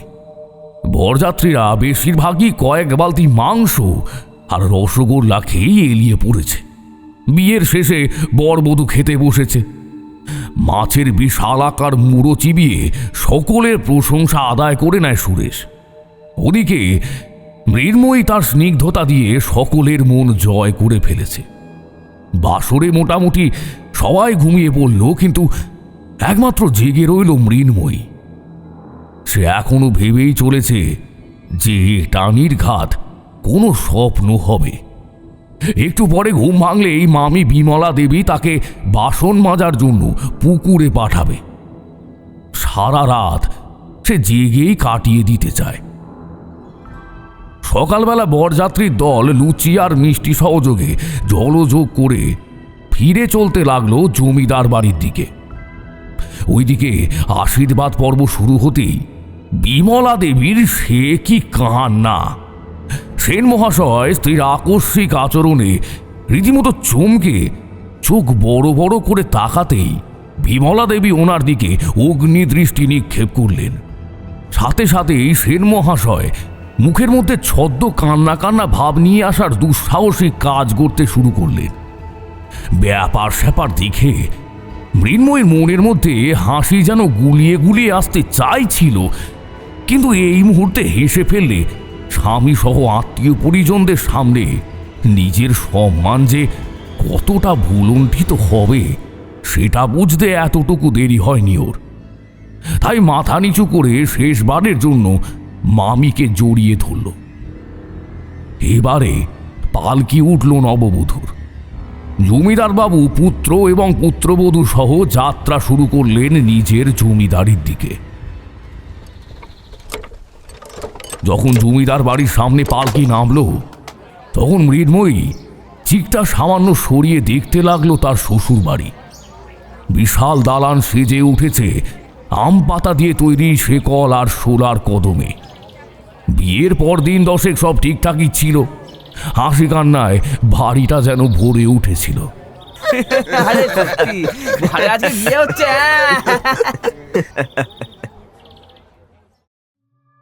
কিন্তু গত 4 দিন ধরে যা শুরু হয়েছে তা কোনো ডাক্তার কবিরাজ ধরতে পারছে না। এমনকি বড় বড় সাহেবী ডাক্তার এসেও ফিরে গেছেন। অভয়বাবু কিছুক্ষণ চুপ করে থেকে হঠাৎ আমার চোখের দিকে তাকালেন। তার চোখ দুটো তখন লাল হয়ে উঠেছে। বিশ্বাস করুন তারানাথ বাবু, বিয়ের মাত্র 15 দিনের মাথায় মৃন্ময়ীর পেটটা এমনভাবে ফুলে উঠেছে যেন সে পূর্ণ গর্ভা। কাল সকালেও সে স্বাভাবিক ছিল, বিকেলে সেটা যেন এক দানবিক রূপ নিল। চামড়াটা এত পাতলা হয়ে গেছে যে মনে হচ্ছে যেন সেটা ফেটে যাবে। আর তার চোখ মুখ, বিশ্বাস করুন তার চোখ দুটো আর আমাদের বাড়ির সেই শান্ত মেয়েটার মতো নেই। সেই চোখ যেন আগুনের ভাঁটা জ্বলছে। মাঝে মধ্যেই সে অমানসিক শক্তিতে চিৎকার করছে, এমন ভাষায় কথা বলছে যা এই বাড়ির কেউ কোনো দিন শোনেনি। কোনো অচেনা গালিগালাজ, কোনো পুরনো ইতিহাস যেন তার মুখ দিয়ে বেরিয়ে আসছে।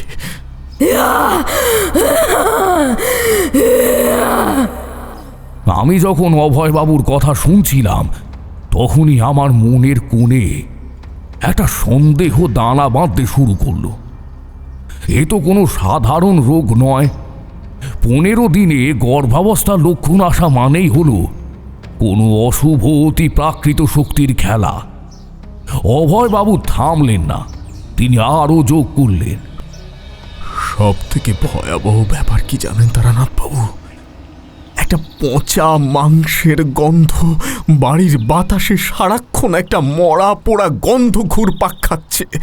ধূপ ধুনো জ্বালিয়েও সেই গন্ধ মেটানো যাচ্ছে না। মৃন্ময়ীর ঘরের আশেপাশে গেলে দম যেন একেবারে বন্ধ হয়ে আসে। আর ঘরের আসবাবপত্রগুলো রাতে নিজে নিজেই নড়াচড়া করে। বাড়ির চাকর বাকররা ভয় কাজ ছেড়ে পালিয়েছে। সুরেশ তো আমার পাগলের মতো হয়ে গেছে তারানাথ বাবু।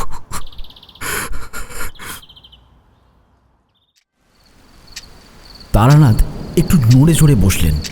তিনি বুঝতে পারলেন এই বিপদের শিকড় অনেক গভীরে। পাসিংশোটা মুখ থেকে সরিয়ে একটা লম্বা শ্বাস নিলেন। ঘরের কোণে রাখা পুরনো ঘড়িটা টিকটিক শব্দে সময়ের জানান দিচ্ছে।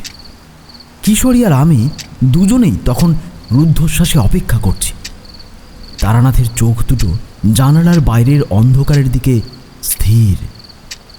তিনি বলতে শুরু করলেন,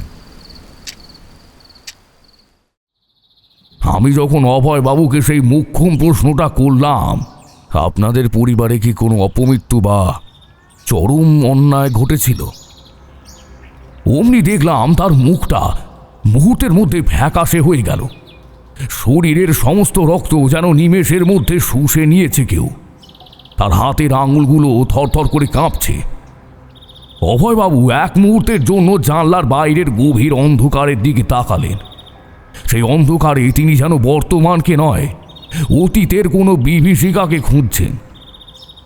যখন তিনি কথা বলতে শুরু করলেন, তার গলার স্বরটা হঠাৎ যেন অনেক গভীর আর খাঁজ কাটা হয়ে গেল। মনে হলো কোনো সমাধি থেকে প্রতিধ্বনি ভেসে আসছে, অপমৃত্যু। আমাদের বংশে অপমৃত্যুর ইতিহাস নেই তারানাথ বাবু। অন্তত নথিপত্রে তো নেই, কিন্তু অন্যায় আছে, একটা চরম অন্যায়, একটা কলঙ্কিত ইতিহাস আছে যা আমরা বাড়ির লোকেরাও ভয়ে উচ্চারণও করি না। আজ থেকে বছর 2 আগে ঘটেছিল সেই ঘটনা। তখন আমার বাবা অর্থাৎ রাজকিশোর চৌধুরী এই জমিদারের দণ্ডমুণ্ডের কর্তা। তার কথার উপরে কথা বলার সাহস এই গোটা পরগনায় কারোর ছিল না।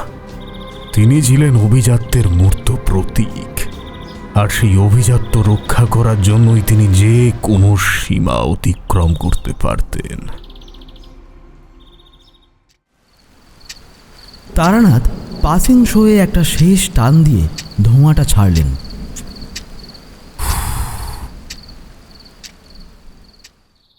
আমি বুঝলাম পচনটা শিকড় থেকেই শুরু হয়েছে। অভয়বাবু বলতে লাগলেন সেই ঝিলের ধারের কাহিনী। আমাদের জমিদার বাড়ির পিছনে একটা বিশাল ঝিল আছে। স্থানীয় লোকে তাকে বলে কান্না ঝিল।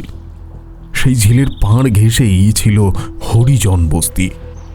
সেখানে রাধারানী বলে একটা মেয়ে থাকত। সে ছিল সেই বস্তির মেয়েদের মধ্যে সব থেকে সুন্দরী। গায়ের রং ছিল আগুনের মতো উজ্জ্বল শ্যামবর্ণ। আমাদের চৌধুরী বংশের ছোট ছেলে, আমার কাকা বিনয় চৌধুরীর পুত্র অমল, সে ছিল একটু ওই পড়াশোনা জানা শান্ত স্বভাবের ছেলে। সে কোনো এক অলক্ষ্য মুহূর্তে রাধারানীকে ভালোবেসে ফেলেছিল। অমল আর রাধারানী ঝিলের নির্জন পাড়ে দেখা করত। আমরা কেউ ঘুণাক্ষরেও জানতাম না যে চৌধুরী বাড়ির রক্ত ওই অচ্যুত পল্লীর মেয়ের জন্য আকুল হয়ে উঠেছে। অভয়বাবু একটা দীর্ঘশ্বাস ফেললেন। তার কপাল দিয়ে তখন ঘাম ঝরছে। তো বাবা যখন এই গোপন প্রেমের কথা জানতে পারলেন, তিনি ক্ষিপ্ত হয়ে উঠলেন। তিনি জানতেন অমলকে বশে আনা যাবে না, কিন্তু রাধারানীকে পৃথিবী থেকে সরিয়ে দেওয়ার রাস্তা অনেক তার জানা ছিল। বাবা এই ভয়াবহ সুযোগটা নিলেন। ঠিক সেই সময়ে গ্রামে একটা অদ্ভুত রোগ দেখা দিল, জানেন। হরিজন বস্তির 3টি শিশু পরপর 7 দিনের মধ্যে মারা গেল। বাবা গ্রামে রটিয়ে দিলেন রাধারানী আসলে সাধারণ মেয়ে নয়, সে আসলে ডাইনি। সে ডাইনি বিদ্যা শিখেছে, আর সেই অশুভ শক্তির জোরেই সে শিশুদের প্রাণ নিংড়ে খাচ্ছে। তারানাথ জিজ্ঞেস করলেন, গ্রামের লোক কি বিশ্বাস করলো? জমিদার বাড়ির কথা মানেই তখন আদেশ, আর সাধারণ মানুষ তো হুজুগে চলে মশাই। বাবা তার নিজের পোষা ওঝা সেই কুখ্যাত পৈতাচরণকে ডেকে আনলেন। পৈতাচরণ শ্মশান থেকে কপাল আর হাড় নিয়ে সে গ্রামে টুকটাক শুরু করলো। সে ঘোষণা করলো রাধারানী তার জঠরের ভেতর অপদেবতা ধারণ করেছে। সেই ভ্রূণ নাকি কোনো মানুষের নয়, তার শয়তানের বংশ।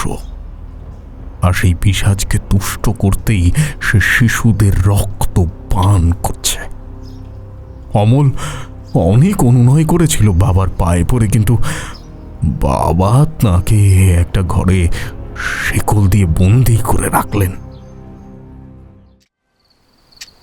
তারানাথ এবার তার নরকপালটা হাতে নিয়ে একটু নাড়াচাড়া করলেন। ওনার গলার স্বরটা গম্ভীর হয়ে এলো। তারপর কি মেয়েটাকে ওরা সে মেরে ফেললো? হ্যাঁ তারানাথ বাবু, সেই রাতটা ছিল ঘোর আমাবস্যার রাত। মুষলধারে বৃষ্টি পড়ছিল। গ্রামের মোড়ে যে বিশাল অশ্বত্থ গাছটা আছে, যেটাকে সবাই অপায়া বলে জানে, তার নিচে রাধারানীকে বেঁধে রাখা হলো। বাবার নির্দেশে গোটা গ্রাম সেখানে মশাল হাতে ভিড় করেছিল। পৈতাচরণ মন্ত্র পড়ছিল, আর একজন করে গ্রামবাসী রাধারানীকে পাথর মারতে শুরু করলো। সারা রাত সেই বিভৎস দৃশ্য চলেছিল ঠাকুরমশাই। পাথর মারতে মারতে তার সারা শরীর থেঁতলে দেওয়া হয়েছিল। রাধারানীর রক্তাক্ত অবস্থায় চিৎকার করে বলছিল,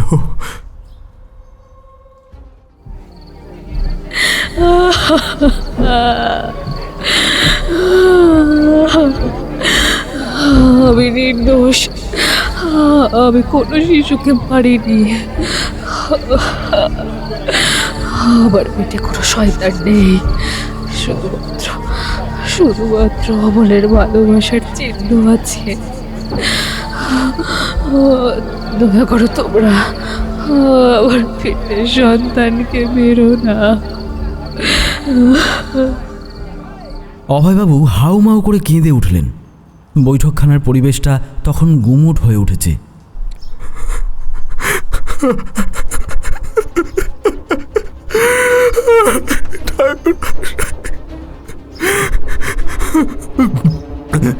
কিন্তু কিন্তু কারোর মনে মায়া ছিল না। প্রথম পাথরটা বাবা নিজে তার পেটের উপর পেয়েছিল। শেষ নিঃশ্বাস পড়ার আগে রাধারানী এক ভয়ঙ্কর ভয়ঙ্কর অট্টহাসি এসেছিল। সে চিৎকার করে বলেছিল,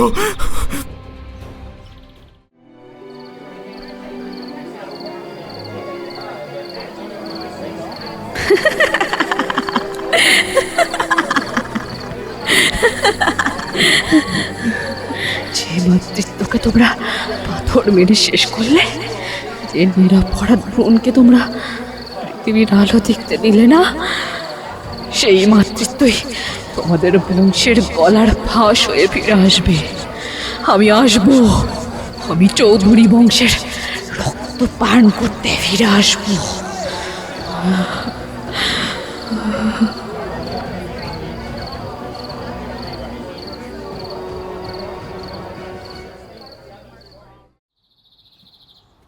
তারানাথ নামিয়ে রেখে বললেন, অভিশাপটা তবে সফল হয়েছে, কিন্তু তার দেহটা কি হলো?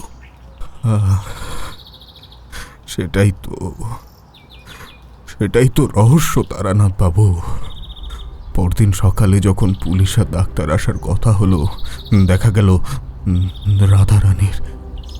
রাধারানীর মৃতদেহটা সেই অশ্বত্থা থেকে উধাও। কেবল ঝিলের পাড়ে একটা লম্বা রক্তের ছাপ পড়েছিল, যেন কেউ টেনে নিয়ে গেছে দেহটাকে জলের গভীরে। সেই থেকে ঝিলের জল কালচে হয়ে গেল।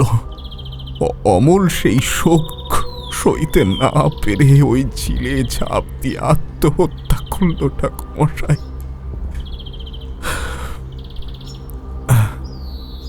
আজ 2 বছর পর আমার বড় ছেলের বউ মৃন্ময়ের শরীরে সেই রাধা রানী ফিরে এসেছে। আজ মৃন্ময়ের পেটটা ফুলে উঠেছে সেই পাথরের প্রতিশোধ নিতে ঠাকুরমশাই। তারানাথ উঠে দাঁড়ালেন। ঘরের ভেতর তালের বড়ার গন্ধটা এখন আর মিষ্টি লাগছে না, যেন তাতে এক অদ্ভুত গন্ধ মিশেছে। তিনি অভয়বাবুর কাঁধে হাত দিয়ে বললেন, চলুন অভয়বাবু, ওই পাপে প্রায়শ্চিত্ত কেবল পূজা পাঠে হবে না। পৈতাচরণ যে আগুন জ্বালিয়েছিল তা নেভাতে আমাকে সেই অভিশপ্ত গ্রামেই যেতে হবে। চলুন মঙ্গলদই।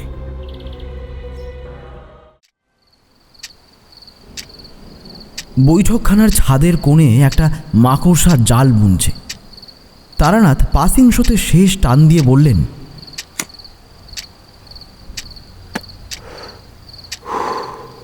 গল্পের এই অংশটা হলো আসল যুদ্ধের শুরু।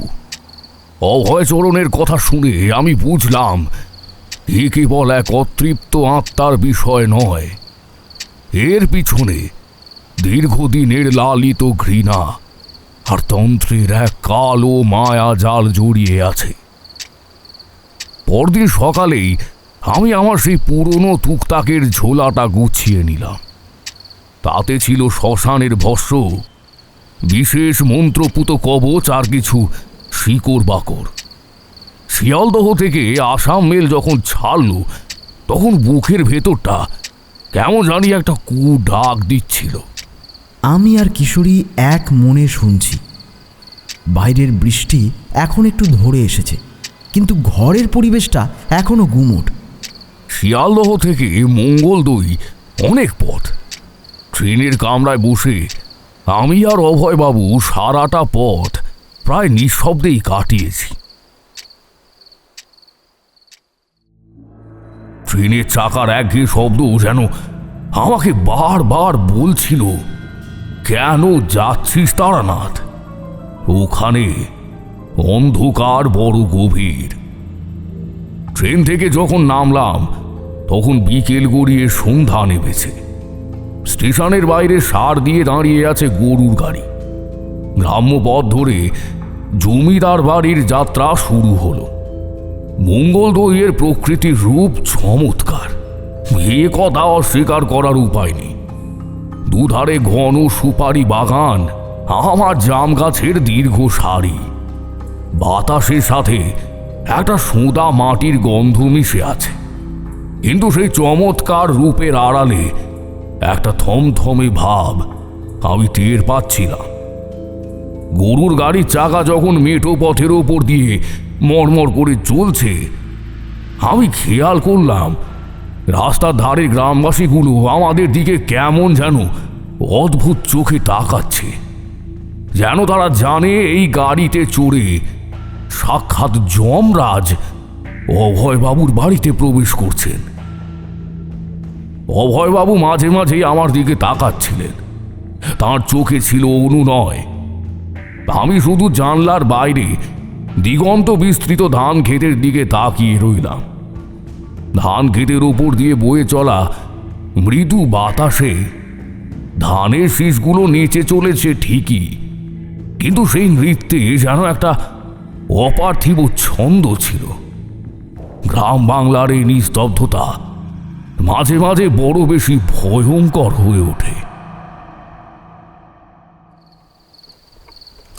বিশেষ করে যখন আপনি জানেন যে সামনে এক বৈশাচিক শক্তির সাথে আপনার লড়াই হতে চলেছে। অবশেষে গ্রামের সীমানায় পৌঁছালাম। রাস্তার ধারে সেই বিশাল অশ্বত্থ গাছটা চোখে পড়ল আমার, যার নিচে বছর 2 আগে রাধারানীকে পাথর মেরে হত্যা করা হয়েছিল। ঝিলটা তখন অন্ধকার, জলের রংটা যেন ঘন আল কাতরার মতো।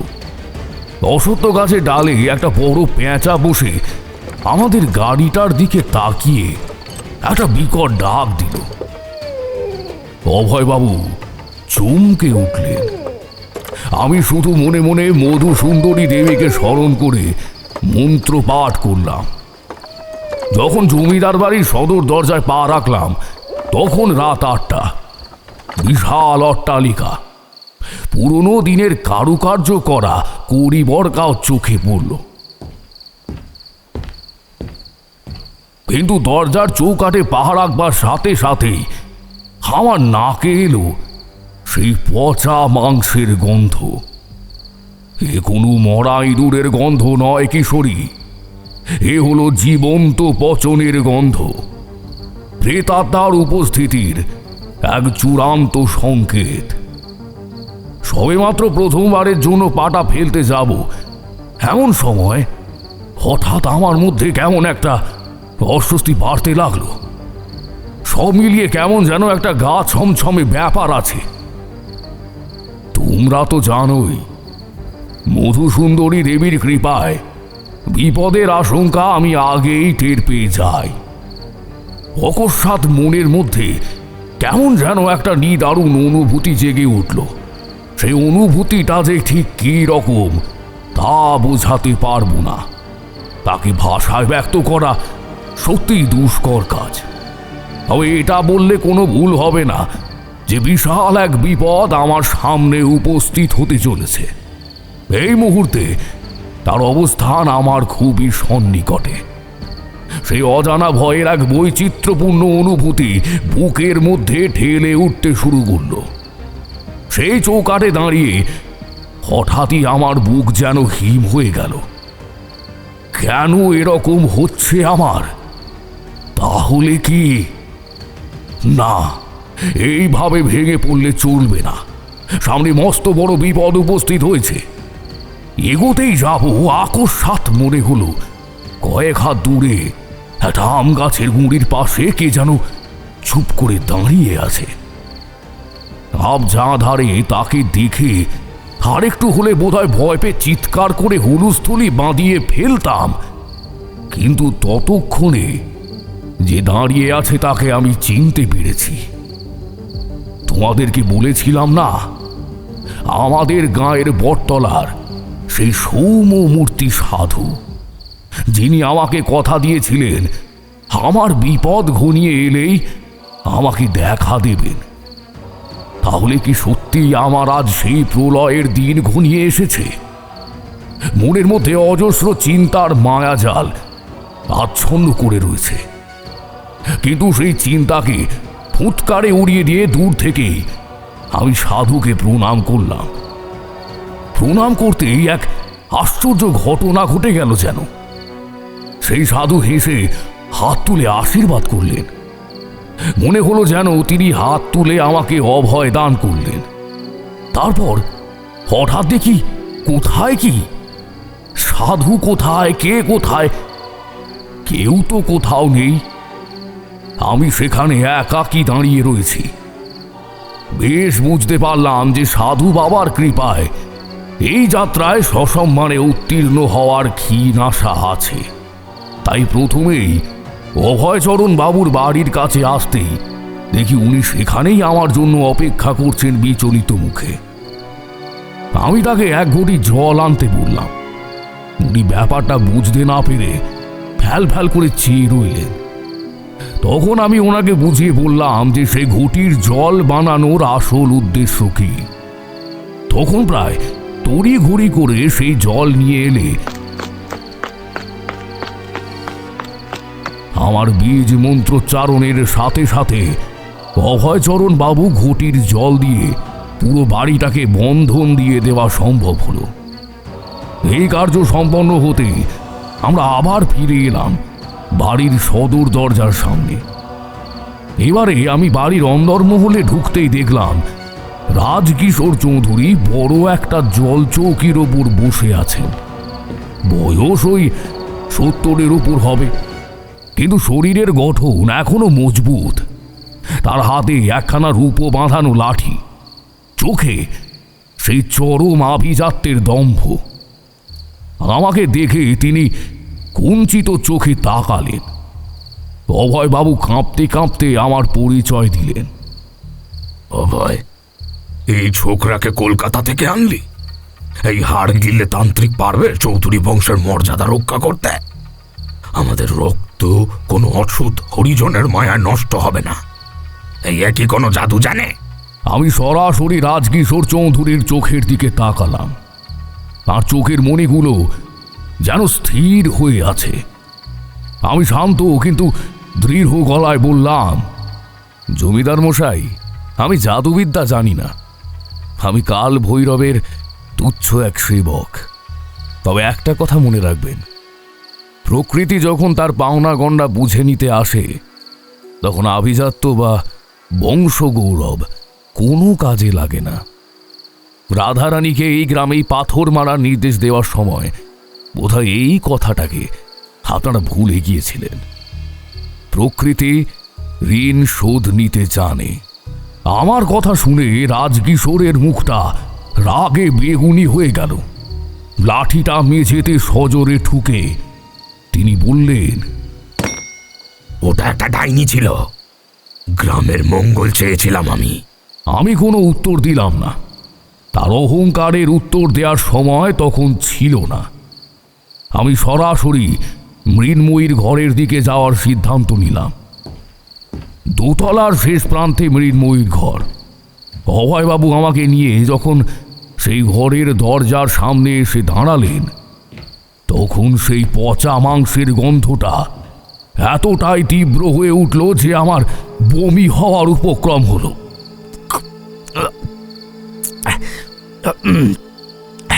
ঘরের ভেতরটা একদম অন্ধকার। আমি ঘরের ভেতর পা রাখতেই একটা অলৌকিক ঘটনা ঘটল। ঝড়ের বেগে ঘরের সমস্ত জানালাগুলো নিজে থেকেই সশব্দে বন্ধ হয়ে গেল। খিলগুলো যেন অদৃশ্য হাতে আটকে গেল। অভয়বাবু ভয়ে সিঁড়ির উপর বসে পড়লেন। আমি পকেট থেকে একটা চকমকি পাথর বের করে একটা মোমবাতি জ্বালালাম। সেই আবঝা আলোয় যা দেখলাম তাতে আমার রক্ত হিম হয়ে গেল। বিছানায় মৃন্ময়ী শুয়ে আছে। তার বয়স বড়জোর 19 বা 20। অত্যন্ত সুন্দরী এক মেয়ে, কিন্তু তার বর্তমানে অবস্থা বিভৎস। মাত্র 2 সপ্তাহে তার পেটটা পৈশাচিকভাবে ফুলে উঠেছে। চামড়াটা এত পাতলা হয়ে গেছে যে মনে হচ্ছে ভেতর থেকে কেউ নখ দিয়ে চামড়াটা ছিঁড়ে বেরিয়ে আসবে। ভেতরে কোনো এক অশুভ সত্তার নড়াচড়া পরিষ্কার দেখা যাচ্ছে। মনে হচ্ছে যেন কোনো বিশাল সরীসৃপ পাক খাচ্ছে জঠরের ভেতর। মৃন্ময়ী চোখ খুলল, কিন্তু সেই চোখ মৃন্ময়ীর নয়। হলুদ বর্ণের সেই চোখ থেকে বিচ্ছুরিত হচ্ছে চরম ঘৃণা। তার ঠোঁটের কোণে এক পৈশাচিক হাসি। হঠাৎ সে এক বিকৃত অমানুষিক গম্ভীর কণ্ঠে কথা বলে উঠল।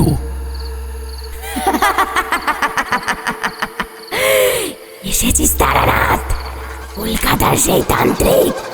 ওকে এই পাপিষ্ট রাজকিশোরকে বাঁচাতে চাস? আমার প্রতিহিংসার মাঝে যদি তুই আসিস, তবে তোর মুন্ডনি আমি ওই কাল ভৈরবের চরণে অর্ঘ্য দেব। তুই কি মরতে চাস? আমি মন্ত্র পাঠ করতে লাগলাম। ওং রিং রিং রিং হিং হিং অং অং দক্ষিণে কালিকে রিং রিং রিং রং রং রিং রিং স্বাহা।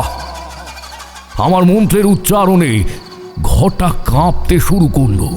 থাম তারানাথ, তোর মন্ত্রের শক্তি আমার প্রতিহিংসার কাছে নস্যি।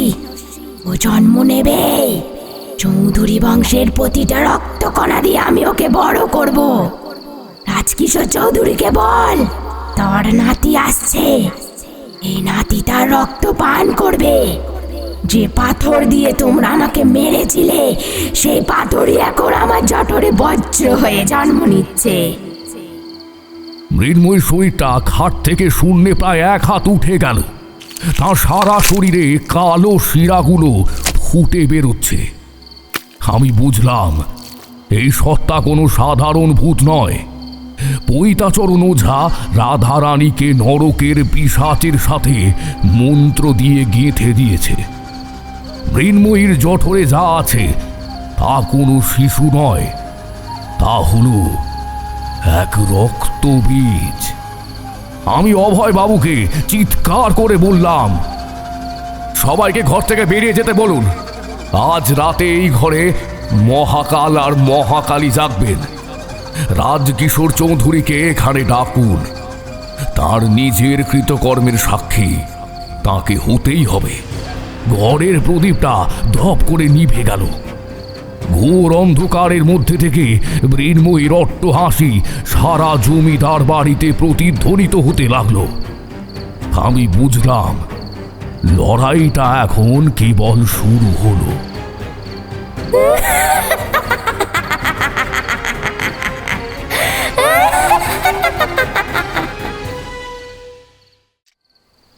মঠলেনের সেই পুরনো ঘরে বসে তারানাথ পাসিং শোতে একটা লম্বা টান দিলেন। ধোঁয়ার কুণ্ডলীগুলো সিলিংয়ের দিকে ধীর গতিতে উঠে যাচ্ছে। কিশোরী আর আমি দুজনেই যেন পাথরের মূর্তির মতো স্তব্ধ হয়ে বসে আছি। বাইরে বৃষ্টির শব্দ এখন একঘেয়ে ঝিরঝিরে আওয়াজে পরিণত হয়েছে, যা পরিবেশকে আরও রহস্যময় করে তুলেছে। মঙ্গলদৈয়ের সেই রাতটা ছিল অমাবস্যার আগের রাত। মৃন্ময়ীর ঘরে আমি যখন একা দাঁড়ালাম, তখনই টের পেলাম বাতাসের ভার বদলে গেছে। সাধারণ প্রেতাত্মা হলে একটা হিমশীতল হাওয়া বয়ে যেত, কিন্তু এখানে হাওয়াটা ছিল উত্তপ্ত, যেমনটা শ্মশানের চিতার পাশে হয়। আমি বুঝতে পারলাম রাধারানীর আত্মা এখন আর একা নেই। প্রতিহিংসার আগুনে পুড়তে পুড়তে সে নরকের কোনো এক ঘোর পিশাচকে সঙ্গী করে এনেছে। কিন্তু তার নিজের ক্ষমতার চেয়েও বড় ভয় ছিল অন্য জায়গায়। এই গোটা ঘটনার পিছনে ছিল এক অশুভ মস্তিষ্ক, এক উগ্র কাপালিক যার নাম পৈতাচরণ। তারানাথ একটু থামলেন। তার চোখ দুটো জানালার বাইরের অন্ধকারের দিকে স্থির। বাইরে মটরেনের ঝোড়ো রাত, বৃষ্টির ফোঁটাগুলো জানলার কাঁচে আঁচড় কাটছে। কিশোরী আর আমি দুজনেই নিশ্চুপ, শ্বাস বন্ধ করে বসে আছি। তাঁর এই কাহিনীর এই অংশে আসতেই ঘরের বাতাসটা যেন ভারী হয়ে উঠেছে। মনে হচ্ছে কোনো অদৃশ্য শক্তি এখানেও প্রবেশ করেছে। ঠাকুরমশাই, বলছি এগুলো কি সব সত্যি? পৈতাচরণ, রক্তবীজ?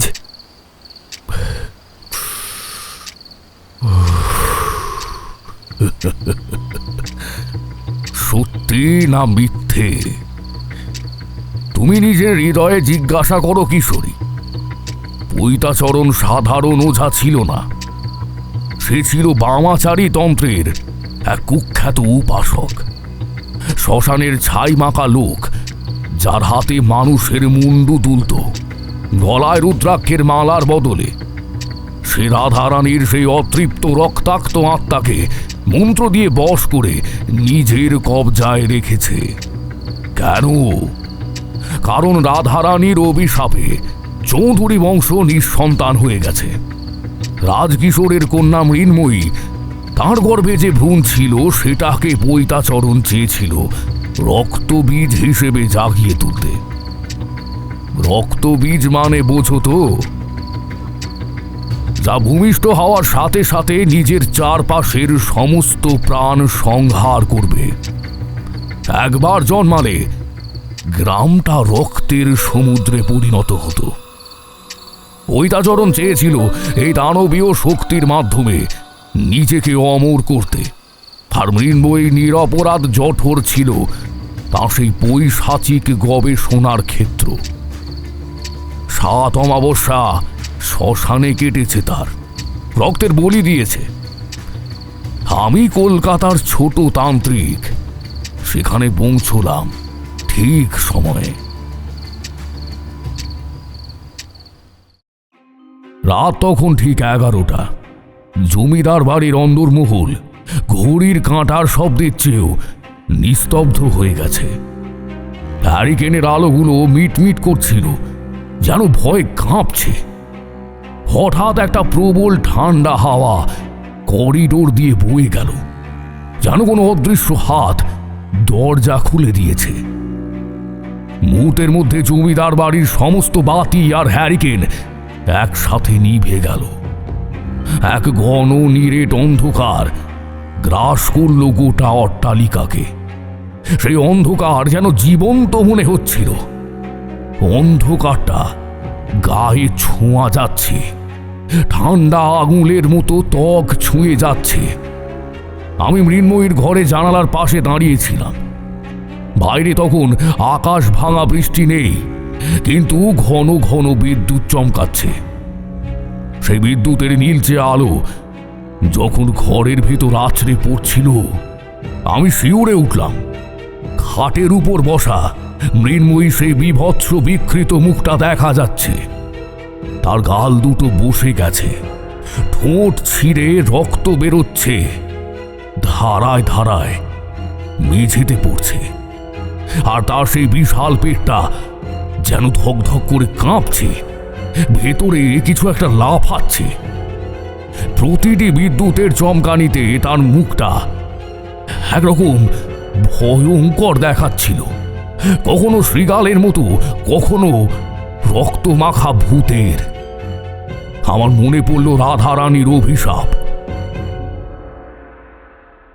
তোমাদের চৌধুরী বংশে আর কোনোদিন প্রদীপ জ্বলবে না। এটা তারই ফল। হঠাৎ বাড়ির ছাদের উপর থেকে এক বিকট অট্ট হাসি শোনা গেল। সেই হাসি সাধারণ মানুষের নয়, তাতে যেন সহস্র শৃগালের চিৎকার আর মানুষের আর্তনাদ মিশে আছে। ছাদের কড়ি বর্গাগুলো সেই হাসির কম্পনে কড়কড় শব্দে কাঁপতে শুরু করলো। আমি বুঝলাম মূল খেলোয়াড় এবার ময়দানে নেমেছে, পৈতাচরণ। তারানাথ, তুই কলকাতার সেই ছোট তান্ত্রিক, হ্যাঁ? তুই কি ভেবেছিস কয়েকটা জপ আর কবচ দিয়ে এই মহাপ্রলয় আটকে দিবি? এখানে মাথা গলাতে আসিস না ছোকরা। রাধারানী এখন আমার হাতের পুতুল, তার প্রতিহিংসা এখন আমার তলোয়ার। উড়ে যা মঙ্গল দই থেকে, না হলে তোর লাশ যাওয়ার ব্যবস্থাও কেউ করতে পারবে না। আর নয় তো তোর মুন্ডুটাও আজ রাতে আমার গলার রুদ্রাক্ষের মালা হবে।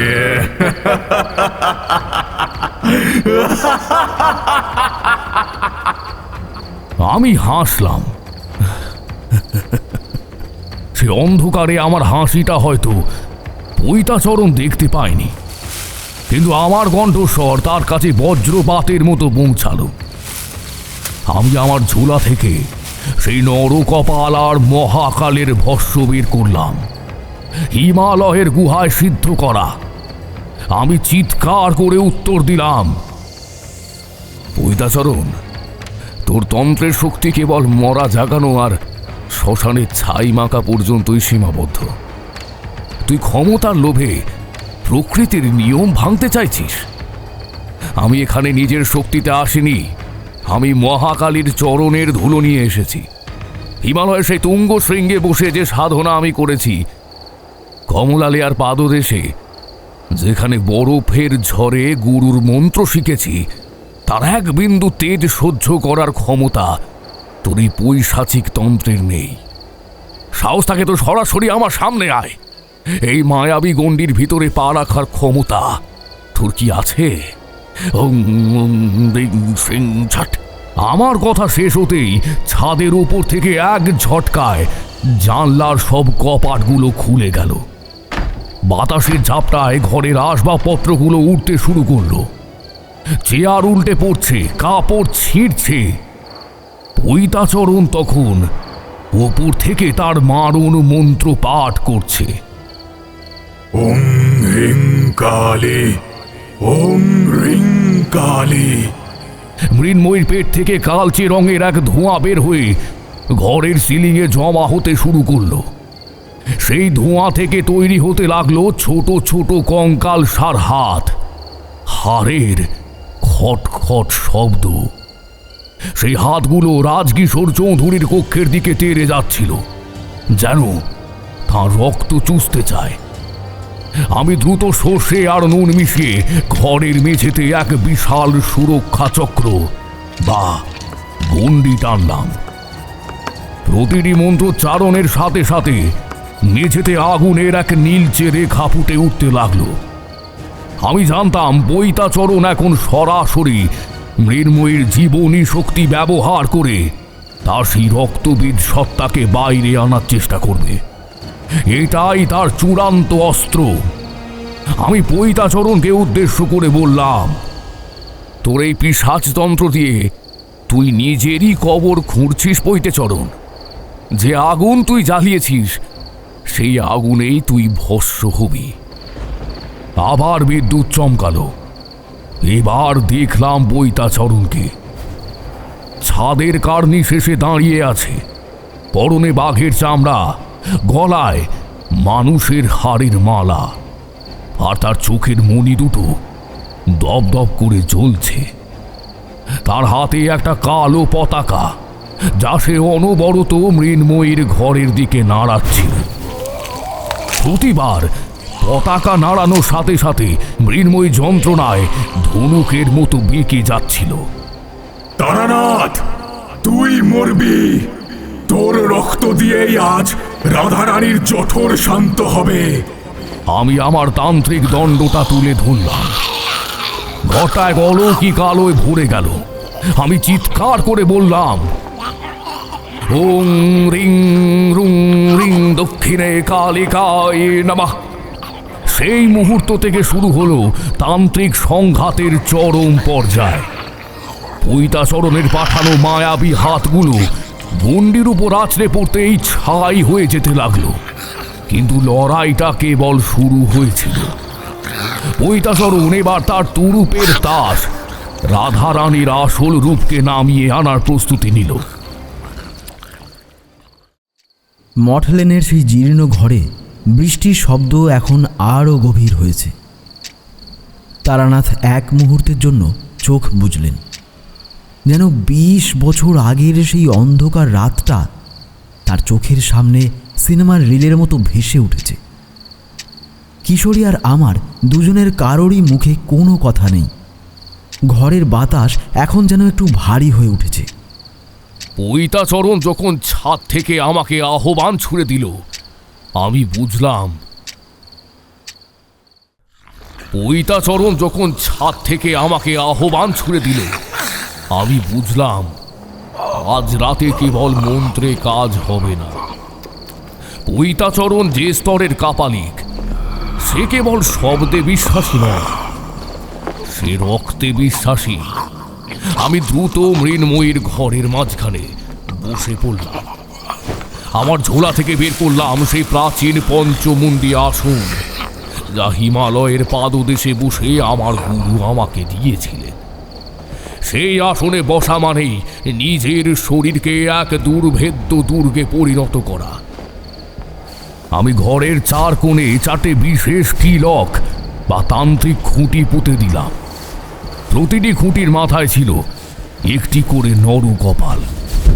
আমি মন্ত্র পড়লাম, ওং শ্মশান ভৈরবায় নমঃ দিকপাল বন্ধনং কর স্বাহা।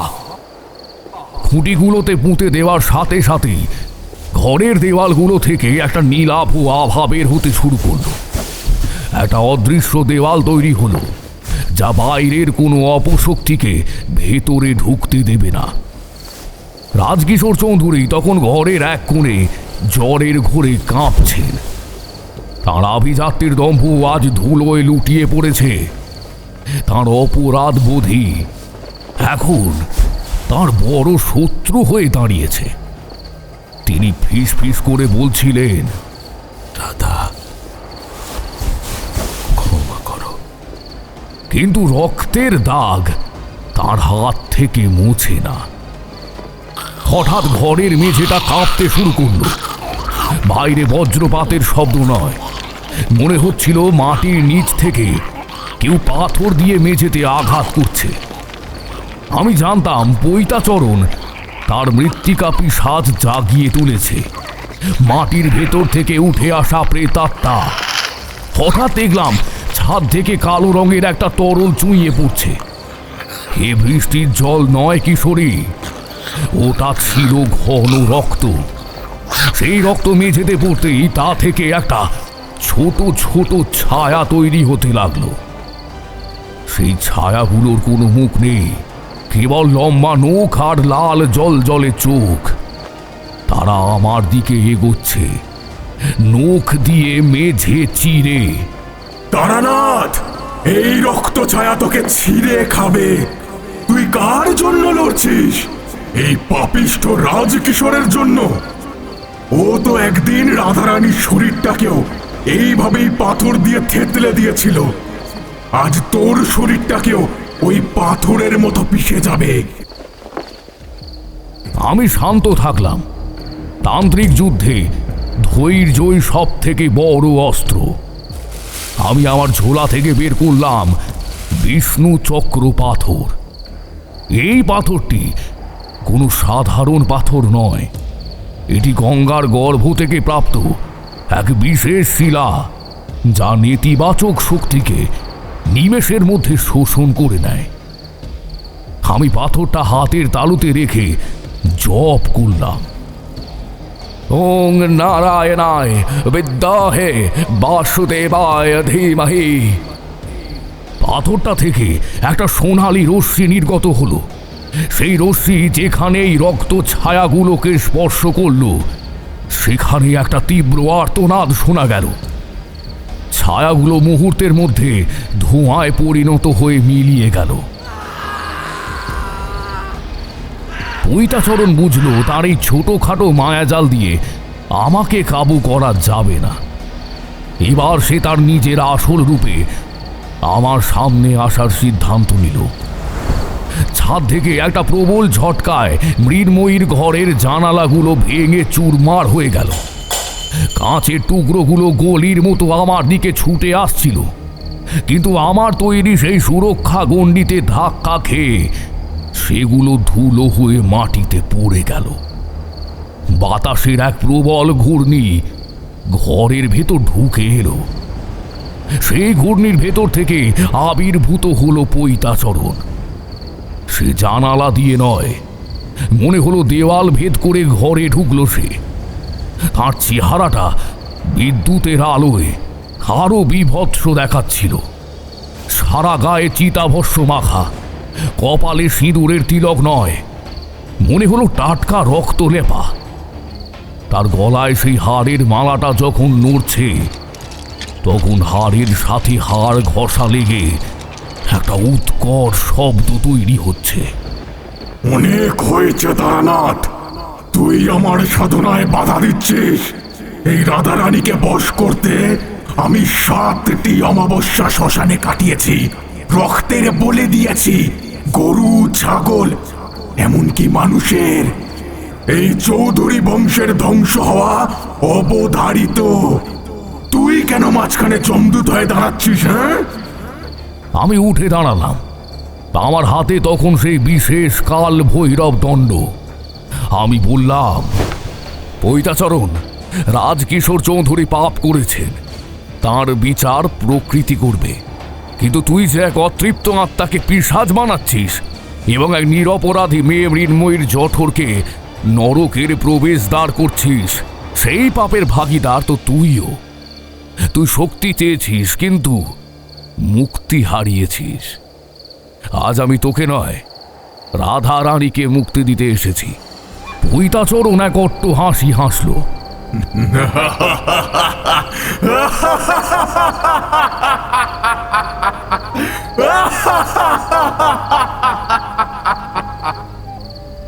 সে তার ঝোলা থেকে বের করল এক জোড়া শ্মশান কালীর খড়গ।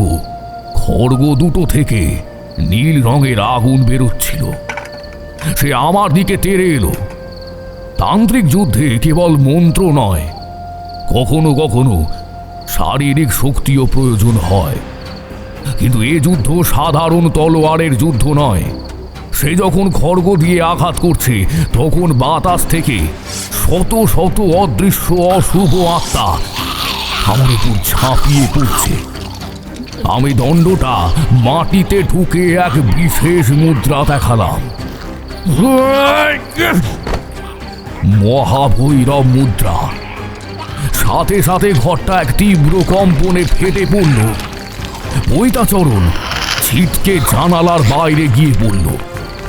কিন্তু সে দমবার পাত্র নয়।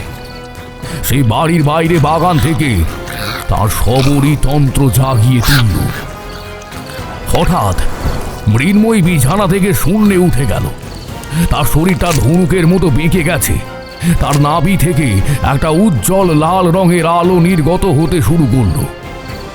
পৈতাচরণ বাইরে থেকে মন্ত্র পড়ছে, ওম হ্রিং রক্তবীজায় স্বাহা, ওম হ্রিং রক্তবীজায় স্বাহা। জাগো রাধা, জাগো তোমার সন্তান, জাগো রাধা, জাগুক তোমার সন্তান। মৃন্ময়ীর জঠরটা এখন দপ দপ করে কাঁপছে। ভেতর থেকে কোনো একটা জিনিস যেন চামড়া ভেদ করে বেরিয়ে আসতে চাইছে। আমি দেখলাম মৃন্ময়ীর ঘরের মেঝে ফেটে যাচ্ছে।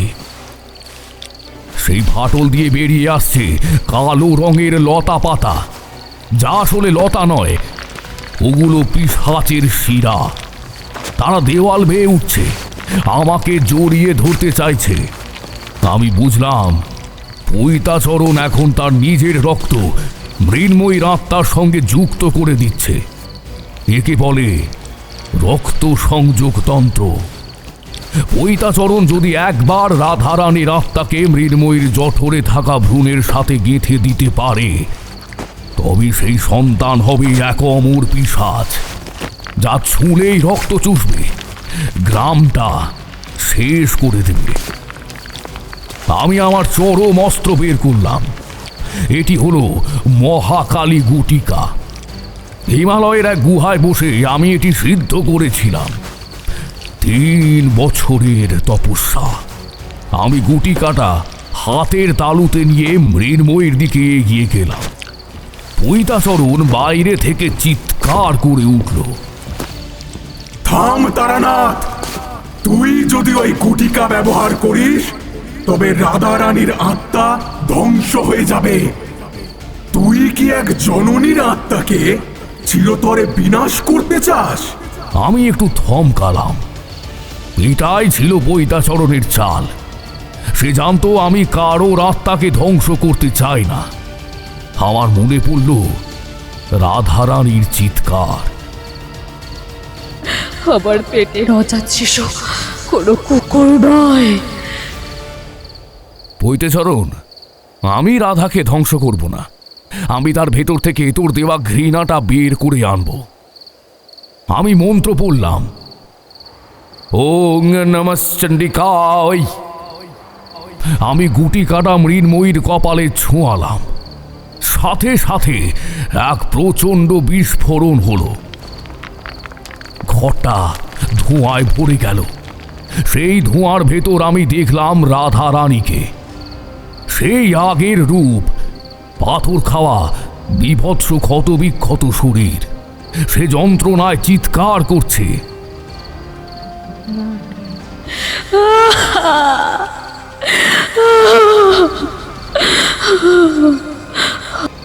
রাধারানী যখন আমার সামনে এসে দাঁড়ালো, পৈতাচরণ বাগান থেকে চিৎকার করল, ধর রাধা, ওই তান্ত্রিককে শেষ কর। তোর মুক্তির পথে ওই একমাত্র বাধা। শেষ কর ওকে। রাধারানী আমার দিকে এগোতে লাগলো। তার হাতে সেই পুরনো একটা বড় পাথর, সেই পাথরই যা তাকে মেরেছিল। সে যখন আমার কাছে এলো, আমি তার চোখে তাকালাম।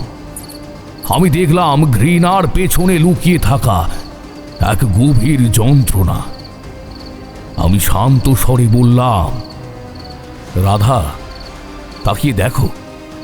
রাজকিশোর চৌধুরী আজ অনুতপ্ত। তিনি তোমার সামনে মাথা নত করে বসে আছেন। তুমি কি সত্যি তার নিরপরাধ নাতিকে এবং এই মেয়েটিকে মারতে চাও? তুমি তো মা হতে চেয়েছিলে রাধা। তুমি কি নিজে হাতে এই ধ্বংসলীলা সহ্য করবে? তোমার সেই অজাত সন্তান, সে তোমারই ছিল। প্রেমের ফল। এই ঘৃণা তোমার নয়, পৈতাচরণের বিষ। রাধারানী থমকে গেল। পৈতাচরণ বাইরে থেকে বারবার মারণ মন্ত্র পড়ছে, কিন্তু রাধারানীর ওপর তার প্রভাব কমছে। আমি আমার দণ্ডটা দিয়ে পৈতাচরণের সেই মন্ত্রের মায়াজাল ছিন্ন করে দিলাম। আমি চিৎকার করে বললাম, রাধা, তোমাকে যে পাথর দিয়ে ওরা মেরেছিল সেই পাথরই এখনো তোমার মুক্তি হবে। এই নাও সেই পবিত্র গঙ্গা জল, নিজেকে ধুয়ে ফেলো মা। আমি রাধারানীর ওপর মন্ত্রপুত গঙ্গা জল ছিটিয়ে দিলাম। সাথে সাথে রাধারানীর সেই পিশাচ রূপ বদলে যেতে লাগলো। তার পুরা শরীর থেকে একটা স্নিগ্ধ সাদা আলো বের হতে লাগলো। সে মুক্ত হলো। ধন্যবাদ তান্ত্রিক, ফিস ফিস করে বলে মিলিয়ে গেল সে। পৈতাচরণ যখন দেখল তার মায়াজাল ছিন্ন হয়ে গেছে, সে উন্মাদ হয়ে গেল। সে তার নিজের বুকে খড়গ বসিয়ে আত্মাহুতি দিতে চাইল, যাতে সে নিজে এক শক্তিশালী প্রেত হয়ে আমাকে মারতে পারে। কিন্তু সে সুযোগ সে পেল না। মুক্ত রাধারানী এক মুহূর্তের জন্য পৈতাচরণের সামনে গিয়ে দাঁড়ালো। পৈতাচরণ ভয়ে চিৎকার করে উঠল।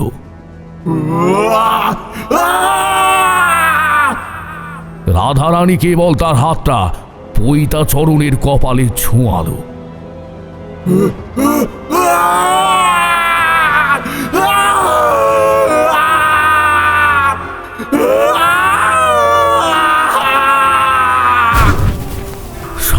সাথে পৈতাচরণের শরীর থেকে নীল আগুনের শিখা বেরোতে লাগলো। সে আর্তনাদ করতে করতে আগুনের গোলায় পরিণত হলো। কয়েক মুহূর্তের মধ্যে পৈতাচরণ এক দলা কালো ছাই ছাড়া আর কিছুই রইল না। সকালের সূর্য যখন মঙ্গল দৈয়ের দিগন্তে উদিত হলো, তখন সব শান্ত।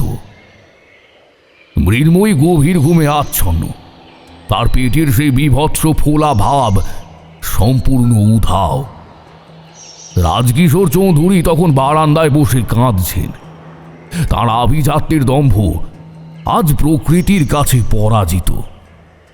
তিনি আমার পায়ে পড়ে বললেন, তুমি তুমি আমাদের বাঁচিয়েছ। রাধাকে ক্ষমা করতে বলে দাও, রাধাকে ক্ষমা করতে বলে দাও। আমি যখন ফিরছিলাম, অভয়বাবু আমাকে অনেক স্বর্ণমুদ্রা দিতে চেয়েছিলেন, কিন্তু আমি কেবল এক প্যাকেট পাসিংস আর এক ভাঁড় চা চেয়েছিলাম। আমি বলেছিলাম, অভয়বাবু, রাধারানীকে আপনারা ক্ষমা করেননি, কিন্তু সে আপনাদের ক্ষমা করে দিয়ে গেছে। এবাড়ির কুলবধূ মৃন্ময়ীর গর্ভে যে সন্তান আসবে, সে যেন এই ভালোবাসার কথা মনে রাখে। আর গ্রামে কুসংস্কার ছড়াবেন না, শিক্ষা দিন।